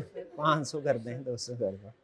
हाँ जी सर, ये एक पासिंग परसेंटेज आपने बोर्ड पे लिखा है, क्लास का इससे मिलता जुलता ही होता है या बेहतर होता है? क्लास, अच्छा इन्होंने कहा पासिंग परसेंटेज जो बोर्ड पे लिखा है क्लास का भी उतना ही होता है या उससे ज्यादा होता है? देखें एक हमारे ऑडिट में कंसेप्ट होता है सेल्फ रिव्यू थ्रेट और सेल्फ इंटरेस्ट थ्रेट। ये होता है कि जिस इंफॉर्मेशन से आपका फायदा होगा ना दूसरे को बताने में, वो आप इंफॉर्मेशन बढ़ा चढ़ा के बताएंगे। तो एक बल्कि या हुए आज अभी एक बात बताने वाला हूं, सारी जिंदगी आपने कोशिश करनी है इसके ऊपर अमल करें, और अगर आपने यही सीख ली ना, आपने इंशाल्लाह जो पैसे दिए ना इसी एक बात से पूरे हो जाएंगे, अगर इस असूल के ऊपर आपने अमल किया। उसूल क्या है याद रखिए। अब देखिए कुछ बातें ऐसी होती है आप लोगों को किताबों में बताई जाती हैं, सारी बातें अच्छी, लेकिन दुनिया अच्छी बातों पे नहीं चलती। ठीक है, तो कुछ हमारा सब्जेक्ट ही प्रैक्टिकल है, तो उसमें कुछ बातें थोड़ी जीबो-गरीब भी है, फॉर्चुनेटली अनफॉर्चुनेटली वो भी मैंने आपको सिखाने हैं। तो फर्ज कीजिए मैं एक स्टेटमेंट देने लगा हूँ, इन्होंने पूछा सर वो 33% आपने बोला ये क्लास का रिजल्ट है कि ओवरऑल आई कैप? ये ओवरऑल आई कैप का रिजल्ट है। इन्होंने पूछा सर क्लास का रिजल्ट कितना होता है? क्लास का रिजल्ट कोई 100% के करीब करीब होता है। ये बात पूछी। अब कोई भी ऐसी बात जो आपके लिए अहम हो ना, आपने उस पर्सन से पूछना है सर आपके पास इसका क्या सबूत है, क्या एविडेंस है, क्या पूछना है? एक असूल जेल में रखिएगा, बस आज की आखिरी बात, ताकि घर वाले आपको पूछें कि ऑडिट सिखाने के लिए भेजा था, क्या सीख के आए, तो आपने उनको बताना है कि आज ने सर ने क्या सिखाया। एक तो मैंने आपको मिजाज बताया ऑडिट का, जो अहम चीज याद रखिएगा, जिंदगी में कभी किसी पे एतबार नहीं करना बगैर सबूत के, किसी पे एतबार नहीं करना बगैर सबूत, चाहे वो आपका भाई क्यों ना हो, किसी पे एतबार नहीं करना बगैर सबूत के, चाहे वो आपके वालिदैन क्यों ना हो। अब आपको लग रहा होगा सर क्या बात कर दी है इसने। देखिए अदब करना है, अदब और चीज है, अदब और चीज है, अदब में फर्क नहीं आना चाहिए, 1% भी फर्क नहीं आना चाहिए, लेकिन एतबार हम प्रोफेशनल है, मैं आपको प्रोफेशनली ग्रो करा हूं। किसी से पूछा, किसी ने आपने सुना हो गलती का बड़ा पुराना है, भैया ये तलाक की सबसे बड़ी वजह क्या है, उसने कहा शादी। दुनिया में धोखे की सबसे बड़ी वजह क्या है, ट्रस्ट। तो मैं आपको क्या सिखा रहा हूं, किसी पे ट्रस्ट नहीं करना बगैर एविडेंस के। अगर आप चाहते हैं कि धोखा ना खाए जिंदगी में, तो क्या किसी पे ट्रस्ट नहीं कर, बगैर एविडेंस, सबूत है ना, बिल्कुल। मैंने भाईजान को 100 रुपया उधार दिया, इन्होंने वापस कर दिया, अगली दफा 200 मांगेंगे मैं उधार दे दूंगा, क्योंकि ट्रस्ट डेवलप हुआ है, ठीक है। लेकिन अगर ये इन्होंने 100 रुपया लेके वापस नहीं किया, अगली दफा 200 रुपया मांगे, 50 रुपये मांगेंगे, मैं नहीं दूंगा। तो हमेशा याद रखिएगा पूरी जिंदगी में ये सूल, क्या, ट्रस्ट नहीं करना किसी पे बगैर एविडेंस के। वो ऑडिट में एक और बड़ा मशहूर मुहावरा है, तो आपको बताया था ना शुरू में, क्या बताया था, हाँ एक और क्या, in God we trust, in God we, the rest we audit. इतबार करना है सिर्फ अल्लाह ताला पे, अल्लाह ताला ने जो कह दिया ना, उसकी लॉजिक, उसका एविडेंस नहीं ढूंढना हमने। बाकी दुनिया के हर बंदे ने कोई भी बात कही तो एविडेंस चाहिए, एविडेंस के बगैर इतबार नहीं करना, ठीक है जी। तो ये भाईजान मेहनत करेंगे तो इंशाल्लाह पास हो जाएंगे, ठीक है। और कोई क्वेश्चन, कोई क्वेश्चन नहीं, चलिए क्लास का टाइम भी हो गया, कल इंशाल्लाह हम इसके टेक्निकल कंसेप्ट स्टार्ट करेंगे ऑडिट के, ठीक है जी। आज का लेक्चर कुछ बोरिंग था, मुझे खुद भी एहसास हो रहा है, लेकिन चीज़ें आपके साथ शेयर करना जरूर, फॉर्मेलिटी होती है ना। कल इंशाल्लाह फिर हम सब्जेक्ट स्टार्ट करेंगे, और याद रखें जब तक बुक पब्लिश नहीं होती, इस वीकेंड तक उम्मीद है पब्लिश हो जाएगी, और हो जाएगी इंशाल्लाह। जब तो आपको हर वो चीज़ जो चाहिए आपको क्लास में मिलेगी, आपको इधर उधर से कहीं से कोई चीज़ लेने की जरूरत नहीं है, ठीक है। आज का लेक्चर यहाँ खत्म करते हैं, अल्लाह हाफिज़।